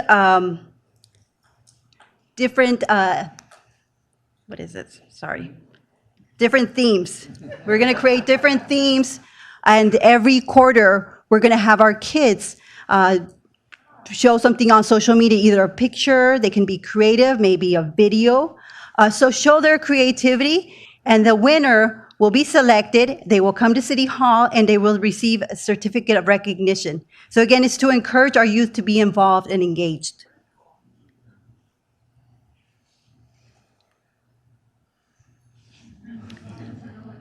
We also have the Mayor's Choice. SIACA and the City of Downey have joined forces to help our four-legged animals find a forever home. Every month, a different pet will be featured and will be available for free adoption. Pictured here is my little fur baby, Mr. Belvedere. I think everybody knows Mr. Belvedere now. And in 2020, I used to give the Mayor's Impact Award. And this award is given to those individuals whose contributions improve the quality of life of Downey residents who are particularly noteworthy. These are individuals who have made an impact in our city and the lives of others in our city. And the recipient of the Mayor's Impact Award will be given here at our council meetings, which will be every second and fourth Tuesday of the month. But it's just to recognize those individuals who have gone above and beyond. And this is something new that I have added, the Unsung Hero Awards. There's so many employees here in City Hall and who work for the city who we don't recognize. We don't thank them enough. Everybody that works here for the city, from our police department to our fires to our city staff, public works, we need to thank them more. And because of that, once a month, I will be recognizing them as unsung heroes, the individuals we need to thank more.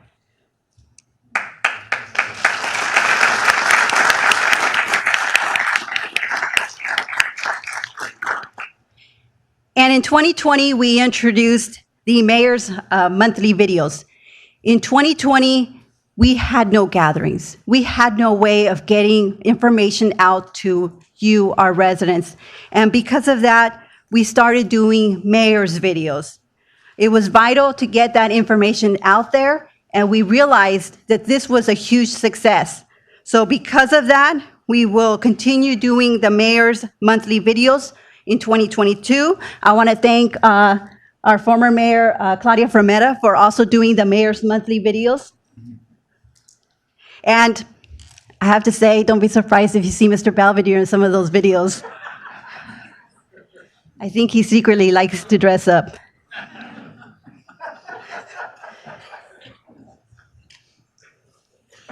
And we're almost done. It's already the last slide. I just want to thank you. From the bottom of my heart, I want to thank you. Thank you for allowing me to serve both as a council member and as now your mayor for the city of Downey. I want to lead with compassion, with humility, and with honor. I want to be here so that you can reach out to me, so that you can voice your concerns, and so that we can lead the city together. There's no me or I, it's an us. This also includes my council colleagues. This is an us. We all need to work together. 2020 was a difficult year.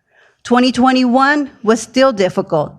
Now we need to enter 22 with a little bit more compassion, a little bit more willingness to talk, but not just talk, also a willingness to listen and make sure that the other person is heard. So I promise you that I'm committed to you, our Downey residents. I am committed to leading our city forward in 2022, and I just think the world of each and every one of you. So thank you, and have yourselves all a Merry Christmas, Happy New Year, Happy Holidays, and have a wonderful evening.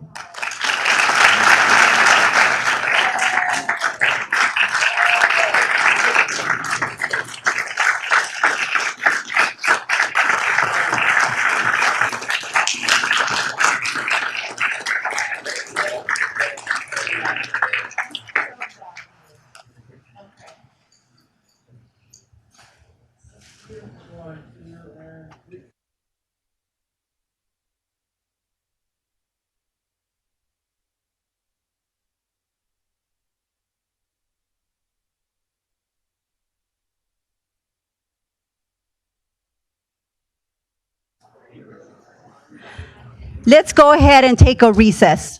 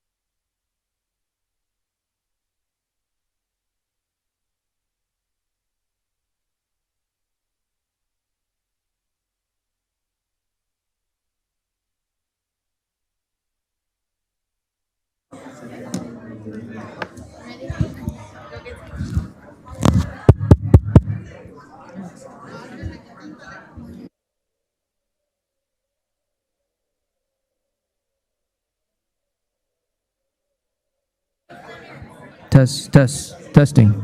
Test. 1, 2, 3. Testing. Test. 1, 2, 3.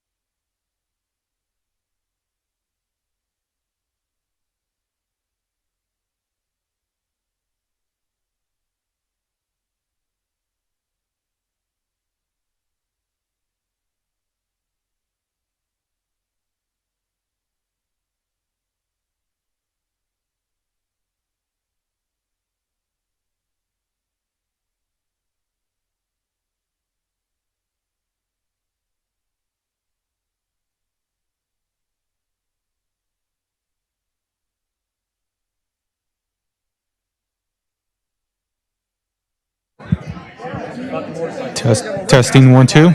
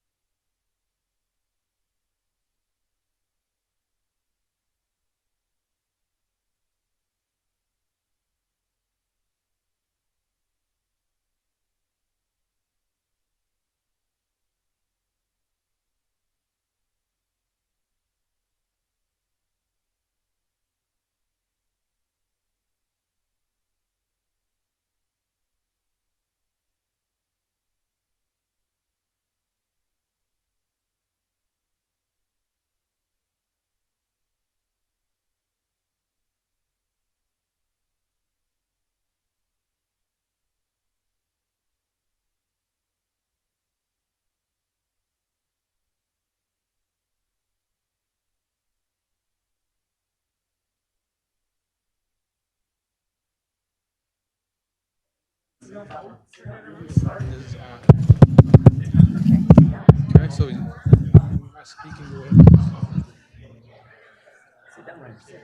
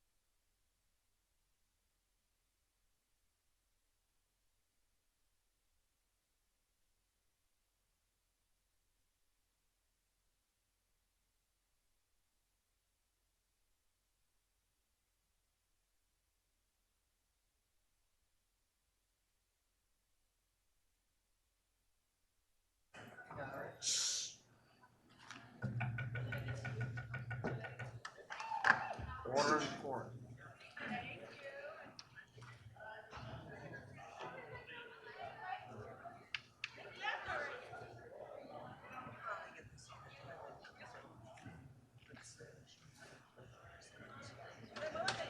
Let's give Ms. Prometa a round of applause.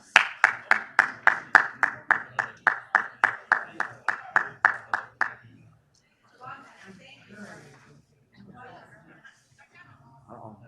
Mommy number 2 is gonna get burned up.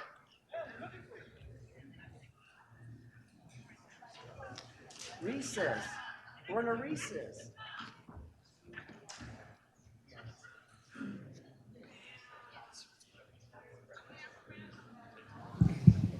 Roll call.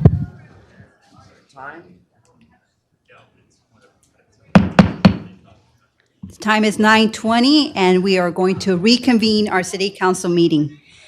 I will now take public comment for non-agenda and items on the agenda. Before we begin the public comment period, I would like to remind members of the audience of the city's meeting rules contained in the Downey Municipal Code located in the back of the room. The city council acknowledges the right of the public to address issues that are within the city's jurisdiction and invites the public to do so during the city council meeting. However, this right must be balanced with the need of the city council to conduct the public business in a fair and efficient manner, free from disruption or disturbance. Members of the audience who wish to address the city council during public comment are reminded that the city's meeting rules prohibit yelling, whistling, booing, screaming, and any outburst that disrupts or disturbs the meeting. Any conduct that interferes with or disrupts persons who are addressing the city council. Any conduct that interferes with or disrupts council members while they are speaking. And any other conduct that disrupts, disturbs, or interferes with the orderly conduct of the meeting. If a speaker engages in this conduct or in any other conduct disrupts or interferes with the meeting, I will ask the city manager to have the speaker removed from the chambers until the end of the public comment period. I remind speakers that each person has 3 minutes to speak and that your comments be addressed to me and not to any other council members or staff. City Clerk Duarte, have we received any written correspondence regarding non-agenda and items on the agenda to be read into the record? I do not have any written comments, Mayor. Those wishing to speak may now come forward. Please state your name for the record.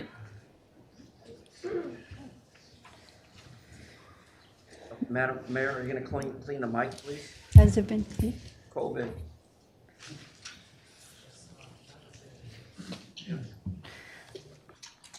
Are you going to give everybody 3 minutes? Yeah, the mic needs to be clean, please. COVID.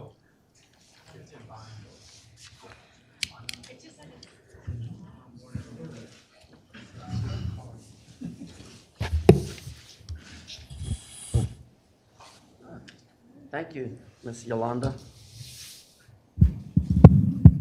Oh, that's not Yolanda. You fired her. I forgot. Mr. Herman, your time has started. Sorry. So, ladies and gentlemen, is this general public comment or is this consent items? I'm confused. Both. Well, then why are you telling me, hey, Mr. Herman? Why Mr. don't you Herman, your shut time up? is gone. Please. Please we have start. enough problems with DWP in LA, with city attorneys that have been involved with bribery, pay to play. So don't play the fucking game with me. If you're a city attorney, just do your fucking job. That's what we as taxpayers pay you to do. But don't come in here with your shenanga gang telling us that we're off topic when you violate our First Amendment. It's bad enough we only get 3 minutes now. And it shows that the city and many other cities are following the same pattern. Corruption. Complete corruption.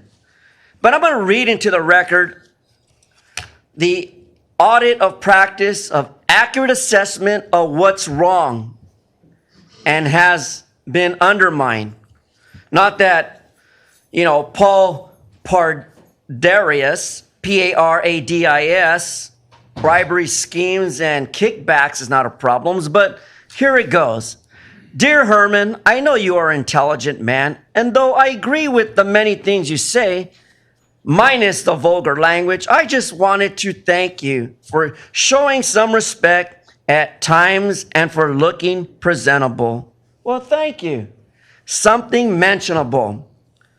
However, I'm sorry to hear the things you're going through. I've been there before, so I completely understand.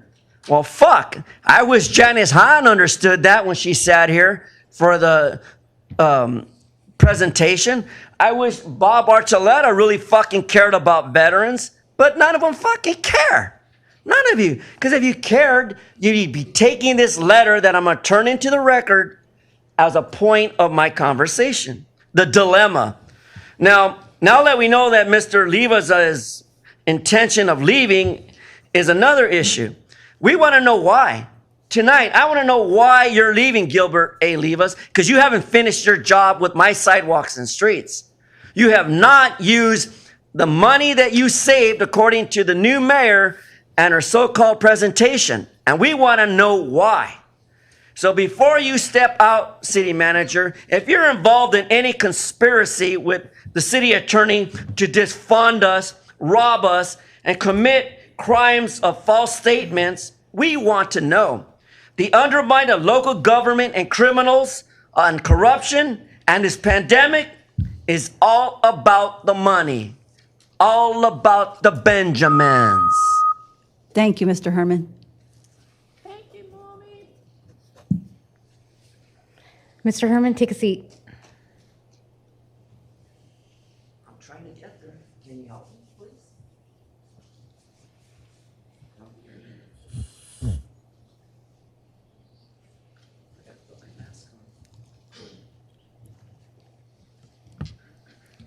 Good evening. My name is Kim Sodatani, and I serve as an executive secretary for the City of Downey. I have worked on all floors of City Hall in my over 19 years of service to this community. I have also been a resident here since 1976, attending Griffiths Middle School and graduating from Warren High School. My two daughters have also attended DUSD schools and ultimately graduated from Warren High School. In addition, my eldest daughter graduated from Downey Adult School's nursing program and is now a school nurse. I say this to show that I'm a proud resident of the City of Downey, which has made me an even prouder employee to work with the professionals that come into City Hall every day. Please stop. This is my turn. Herman? Okay? Mr. Herman. It would be As a appropriate to give him a secretary first in city warning. government, I am typically Sorry, seen. Kim, can we stop the time? Yeah, what? First warning, Mr. Herman. For what? Your disruption while she's speaking. First warning. Stop. Continue, and we will have you removed. Sorry, Kim. Thank you. As a secretary in city government, I am typically seen and not heard. That is the way it should be, and that is the way I've always carried myself, but not tonight. I support my city manager, Gilbert A. Levis. You see, I worked with Gilbert when he served as community development director before he earned his position as city manager. I have had a front row seat to the dedication and professionalism that he dedicates to this community. I have seen him put this community first and lead us through very difficult times. I have the utmost respect for him, and I am here tonight to show my strong support for him and all the wonderful things he has done for my city. If not now, when? I have always valued the stability of this city as a place to both work and live. Unfortunately, that stability seems to be in turmoil, and it makes me fearful of the future of the city. The beauty of this community has been its ability to find balance and focus on long-term stability to bring us through difficult times. City Manager Levis has led this city in that manner, and the community has benefited. It is a mistake to even consider having such a fine man ousted in this way. Thank you for your time. Thank you, Kim.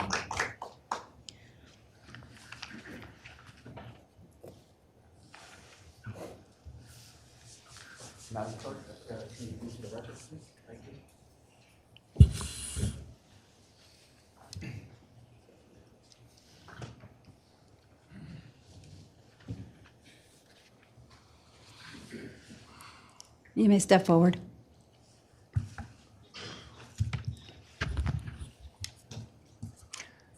Lee Squire, U.S. Army veteran, member of the plaintiff's class of residential water ratepayers of the City of Downey. Good evening, Mayor, City Council, and we the people of the City of Downey. Subject, Kestner versus the City of Santa Clara et al. It's a class action lawsuit of violations of Proposition 218 with over 80 defendant entities, 40 are cities. I'm sorry to say that the city I worked for, Brea, and the city I live in Downey, are among the defendant cities.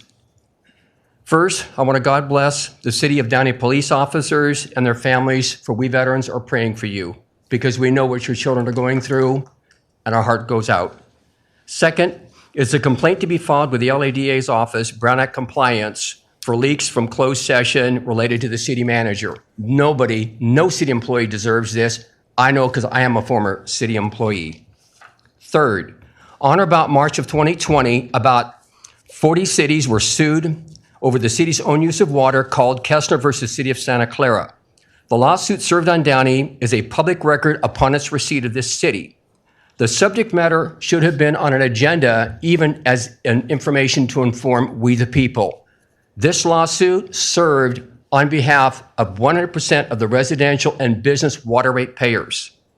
I'm asking that this lawsuit be placed on the next agenda, for we the people have a right to know, especially that type of a lawsuit, on what your position is, and you can admit no liability. But we have a right to that information. God bless America. God bless the police officers. God bless my military veterans. And I'm now handing the city clerk a copy of that lawsuit. You've now been served as a member of the plaintiff class.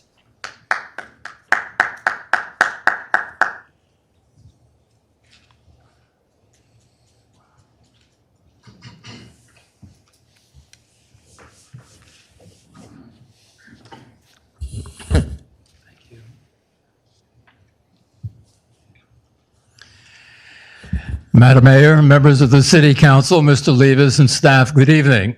A couple of things. I want to repeat a phrase I've heard here in this state or this auditorium many times.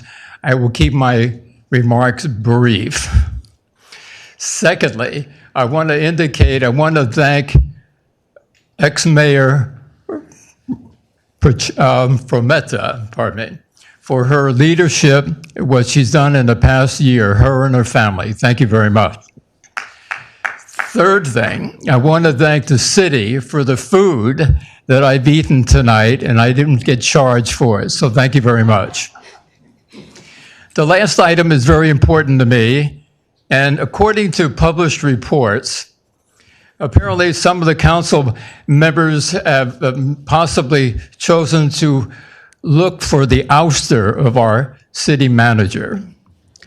I, for one, strongly suggest that Mr. Levis remain on the podium where you're sitting at.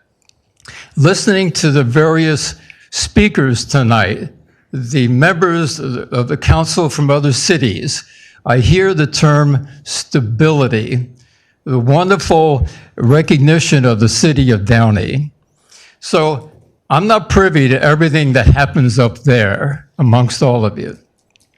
But from what I can see and listen and read, the city has functioned relatively real well for the last 10 years. And for some of you, whoever you are, that might suggest a removal of Mr. Pacheco, you certainly have the right to do so. And you might feel good if it succeeds, but will it be in the best interests of the citizens of Downey? And for that, you owe your allegiance primarily to.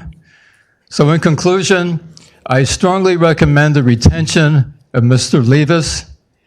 And Madam Mayor, good luck for your new year. And this ends my remarks. Thank you, Mr. Lacy.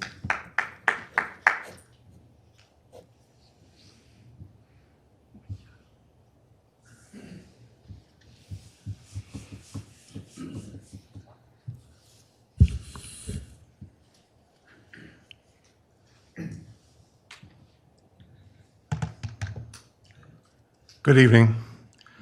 First of all, I'd like to start off with the China virus. There is a 99.8% recovery rate if you get the China virus. We know this now. These are the numbers. So there was no evidence whatsoever back in 2020 when we say how hard it was. There was no evidence that justified shutting our businesses down. Our businesses need to be open today. No mask mandates, no vaccine mandates. 2021 was just the same thing. Now we introduced the vaccines, and we still are shutting down, even today. I thought the vaccines and Mr. President Joe Biden were going to stamp out the China virus, but more people have died under his watch than Donald Trump's watch. He's obviously not doing his job. And I'm here tonight about how the elected officials are tired. They're all real tired, but they're not tired enough to stop bringing on these totalitarian and authoritarian mandates. They're not tired enough to do that. Well, we're tired of it because it's unjustified and there's no data that proves we should have these things in place. And then I want to talk about there's a group, two groups. From there's the fake news Downey Patriot crowd that wants to recall the Green Party communist crowd, their representative on this board. They're going to have to figure it out because January 6th, the question is whether the fake news crowd of the Downey Patriot is going to get enough signatures to accomplish that. And then we'll find out what happens from that point on. But as for all of you here, I don't know any of you. I don't hang around with you, but I've lived in this city for 37 years. And now I understand that a leaked bunch of information went out to the fake news paragon of this city, the Downey Patriot, and that people want to fire Mr. Gilbert Levis here. I don't know if he wants to stay here or not. I don't know Mr. Gilbert Levis. But those of you that want to fire him, I think you have an obligation, not to him, but to the residents of this city, because I don't know everything that's going on. I've only been here for 8 months. But I think you should come down from your perch, stand behind this podium, and tell the residents of this city why he should be fired. Thank you.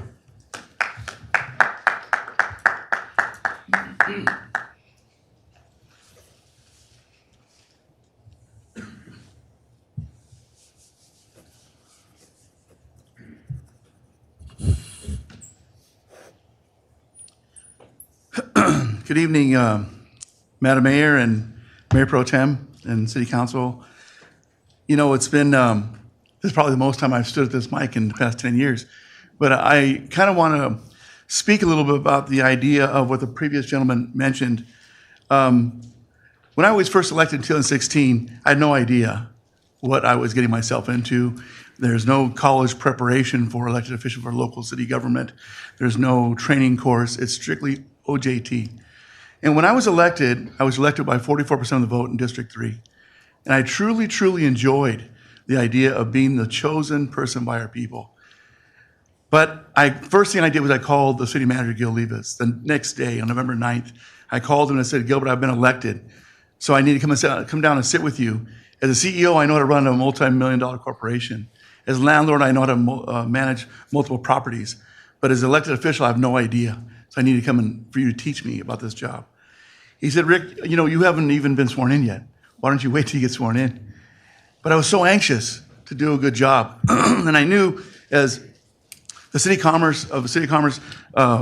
Council and mayor, former mayor mentioned, he did the same thing. I realized at that moment, what a treasure we have within our city.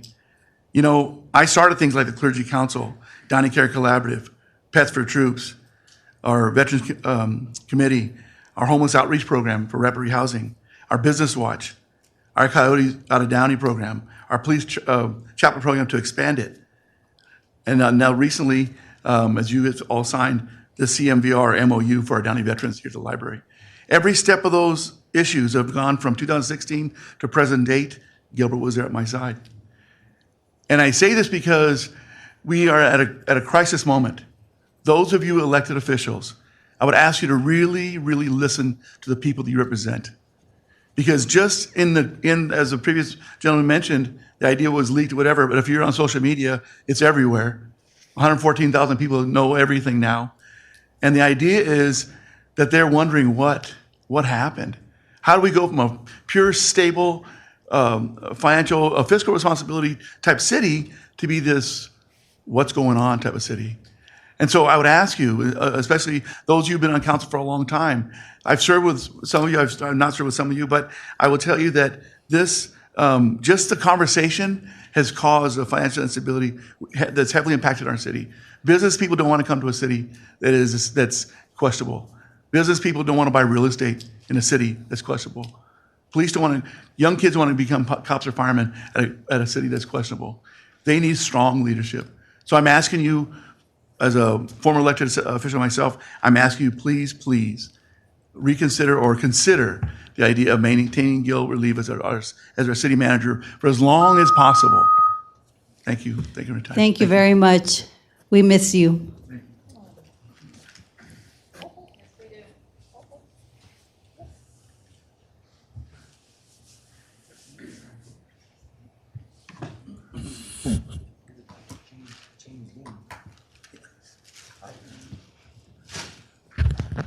Mike Greenspan, let me tell you about going to Young Life in Orange Park, Florida. It was an excuse to get out of the house on a school night to party.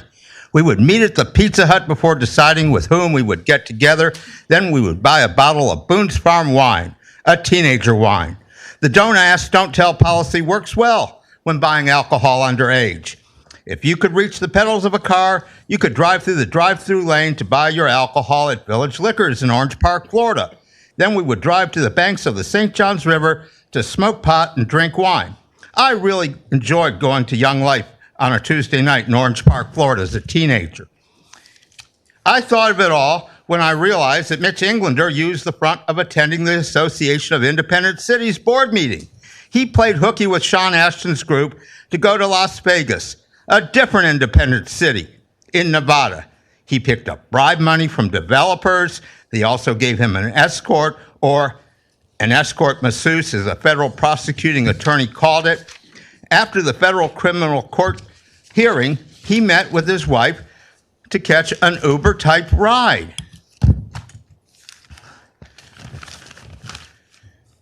A Jew boy weasel needs to have his wife hold his hand. I yelled out, quote, "Looky thar, his wife's holding his hand, the hand that rubbed his escort's pussy in Las Vegas," unquote. Now Englander Jr. is on the board of directors of Sean Ashton's group, the Association of Independent Cities. He comes with super qualifications of chief deputy for sexual harassment. An office full of dicks wanting some office pussy cost us taxpayers $75,000, i.e. 750 sheets of Angelino Jewish toilet paper. Sean Ashton managed to jerk his dick and do nothing about sexual harassment on his board of directors of the Association of Independent City.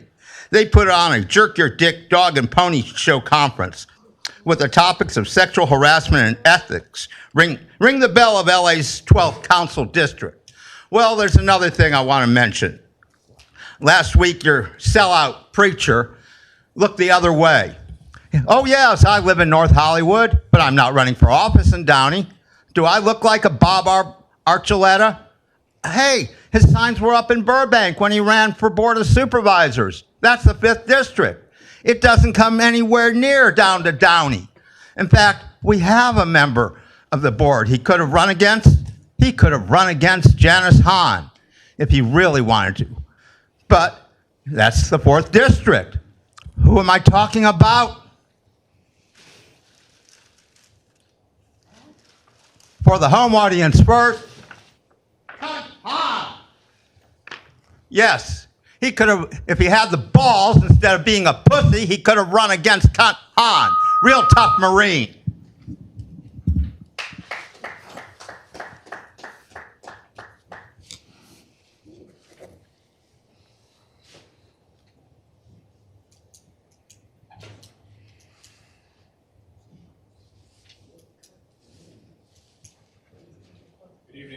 Good evening. It's a tough act to follow.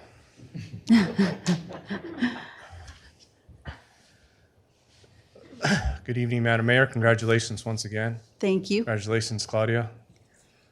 I'll keep mine brief. I don't know if I'll need the whole 3 minutes, but I rarely come up here and speak, but some of you know me. I'm pretty involved in the community. I've grown up here. And just this whole thing regarding with respect to Gilbert Levis is very concerning.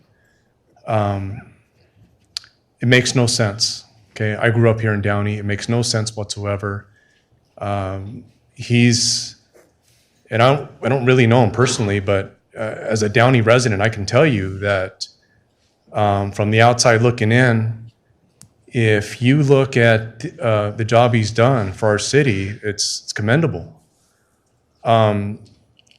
Keeping a balanced budget, and just you heard some of these leaders from other cities. They speak highly of Downey and our leadership. Okay, the gentleman from Commerce who was sitting here says he looks up to us, and it's because of the leadership, the stability that we've had as a city for many years. So for me, as someone who really loves this city, someone who's really involved, this move makes no sense whatsoever, okay? And honestly, as a resident of Downey, if this goes through, we demand transparency, okay? The people of Downey deserve that. This whole thing, it stinks, it makes no sense. Why the rush? Why now? Why bring it up on the eve of this? This night's supposed to be a celebration, to celebrate the Honorable Mayor Frometa's efforts here as a mayor, and to celebrate Blanca Pachenko being mayor again. So it makes no sense whatsoever. He's led stability. Being a city manager is a very difficult job. It's like running a huge business. Downey is a most desired city to live in. And this man has been at the helm, and it just makes no sense whatsoever. So as someone who's grown up in Downey, someone who's very involved and is pretty well known, I can tell you there's a lot of us that feel this way. We need transparency. We need to know why, okay? You're up there representing the people of Downey, not yourselves. Thank you. Thank you. We're going to clean the mic for you. All right.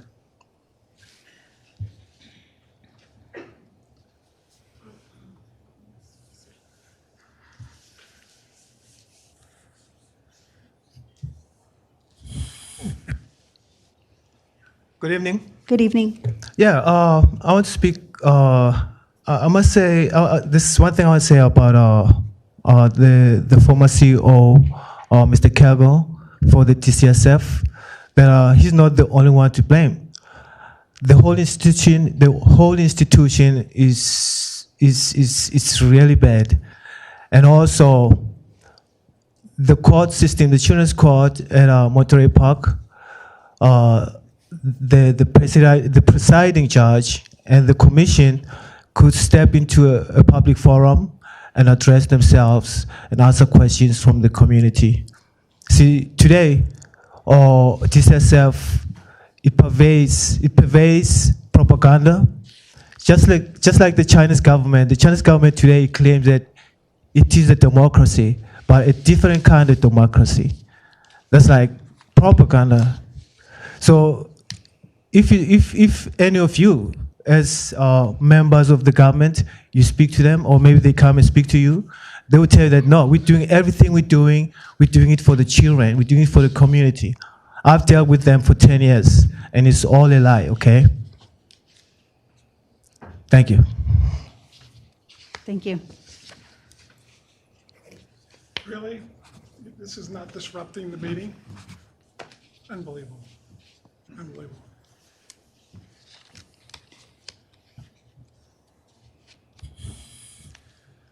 That's Cut it out.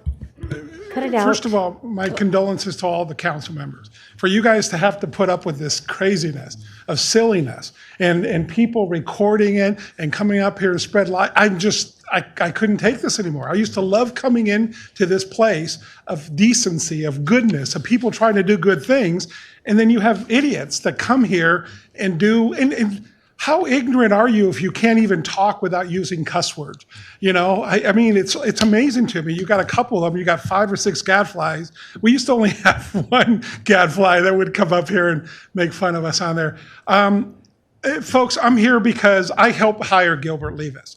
Okay, I was entrusted along with Mayor Dave Gaffin, to lead on behalf of the council and to work with Jerry Caden, our former city manager of 22 years, to work a transition, a smooth transition that we did over 2 years. And that's because we didn't want to lose Gilbert as an assistant city manager. Other cities wanted Gilbert. So we were wanting to keep him here. And you know what? We made the right call. Gilbert and I, we disagree many times, okay? But we work very closely together. Gilbert is a man of honesty, integrity, a good person. He's got good staff. I don't agree with all of them, okay, all the time on there. And Gilbert knows that, and some of them do that too. But you know what? It's a city of decency with leadership. So whatever this transition you have, Gilbert Levis has earned the right to pick his way out, however he wants to do that. There needs to be a grown-up in the room. And I beg this council to talk to Gilbert Levis and work whatever transition, hopefully for the next 2 or 3 years, whenever he wants to retire. But he's earned that opportunity. This is a good city. This is a city that's always been well respected, and that's because of that. For 8 years, I was on the finance committee. I know the balance in the checks and balances. I know when we had to put out a fire engine out because in 2008 when the economic crash. I know that. I took the hits. Okay. Thank goodness nothing else happened. I knew the balanced budgets. I knew the city budgets inside and out. I worked hard, well with Gilbert Levis and many of these department heads. Our community is better off. Please, I beg you, I implore you to work it out. Sean, you've been here 7 years, you know, and there you can work it out, okay? Some people on this council don't belong on this council, okay? I'm embarrassed that some of you are representing me, okay? I really am, because I am a citizen first. I will always be a citizen. I'm not moving out of the city. And I implore you to please do the right thing. Talk, be grown-ups. Please consider discussing with Gilbert Levis the possibility of him going out on whatever term he wants to. He's earned it. He deserves that. Our city has earned it. Our city deserves that. And as a former mayor, a longtime resident of Downey, I implore you to please work with that. Thank you. Thank you, Mario.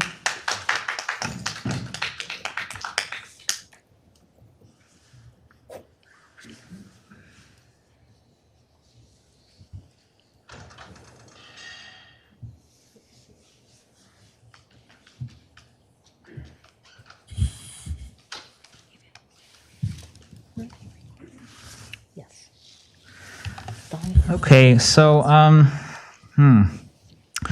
first off, so I saw that the Downey Patriot had mentioned me, and they said that maybe there might be some room to open up a dialogue with him. So I'm going to try that, okay? So people have all sorts of ideas about me. Above all, I'm a good government advocate. So that's why I went here to this podium like for a year. And I asked the mayor to please unblock me on social media, because that is illegal for elected officials to block someone. I didn't even say anything, and you just blocked me. You took that action. So that was wrong of you. That was illegal, unconstitutional. So after a year, you finally unblocked me. So good job. So that's a little concrete win. However, I'm very concerned about what has happened with Mr. Livas. And everyone who inspects what I say up here will know that I'm no fan of the policies and actions of Mr. Livas. But that's kind of a separate discussion. That's policy and what we do. But I'm concerned with having good government. So good government should follow the basic rules, like Ms. Pacheco was not doing for a year in that example. But what happened apparently is that last week, I guess on the 7th, you had a closed session meeting, and I was one of the people who spoke up here. So was Mr. Herman and the other gentleman whose name I don't know. But so, we gave our thoughts. And then apparently, you guys went behind closed doors, etc. And what happened next was kind of shocking to me. I saw that in the Downey Patriot the day after. The former mayor from Meta, she had this last article, Last Mayor's Corner.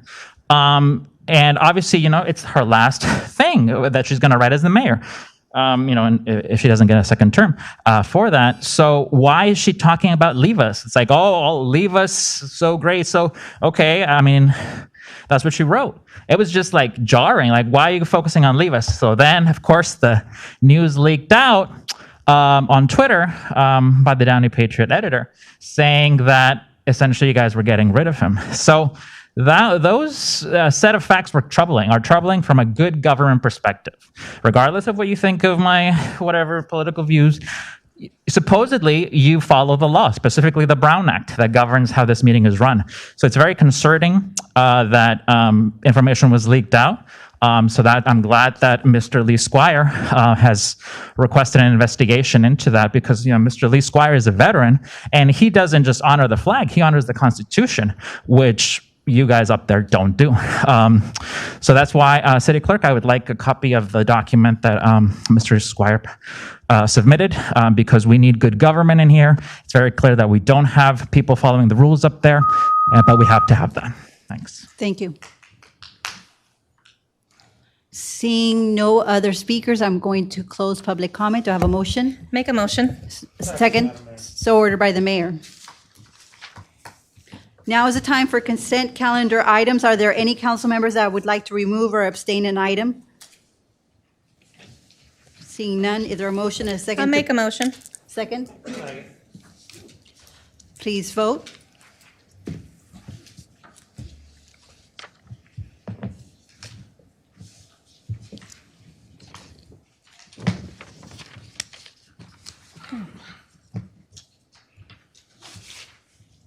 I'm having trouble with my screen. It's not switching to Sorry, I think I broke it. Sean, why would you break it? Sean. Yeah.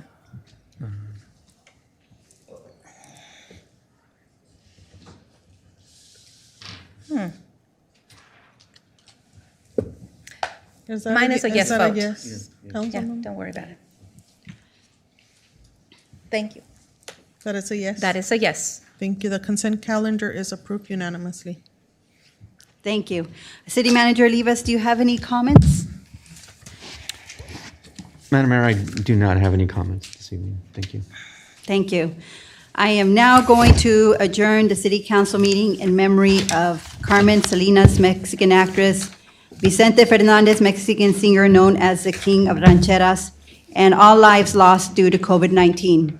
A moment of silence.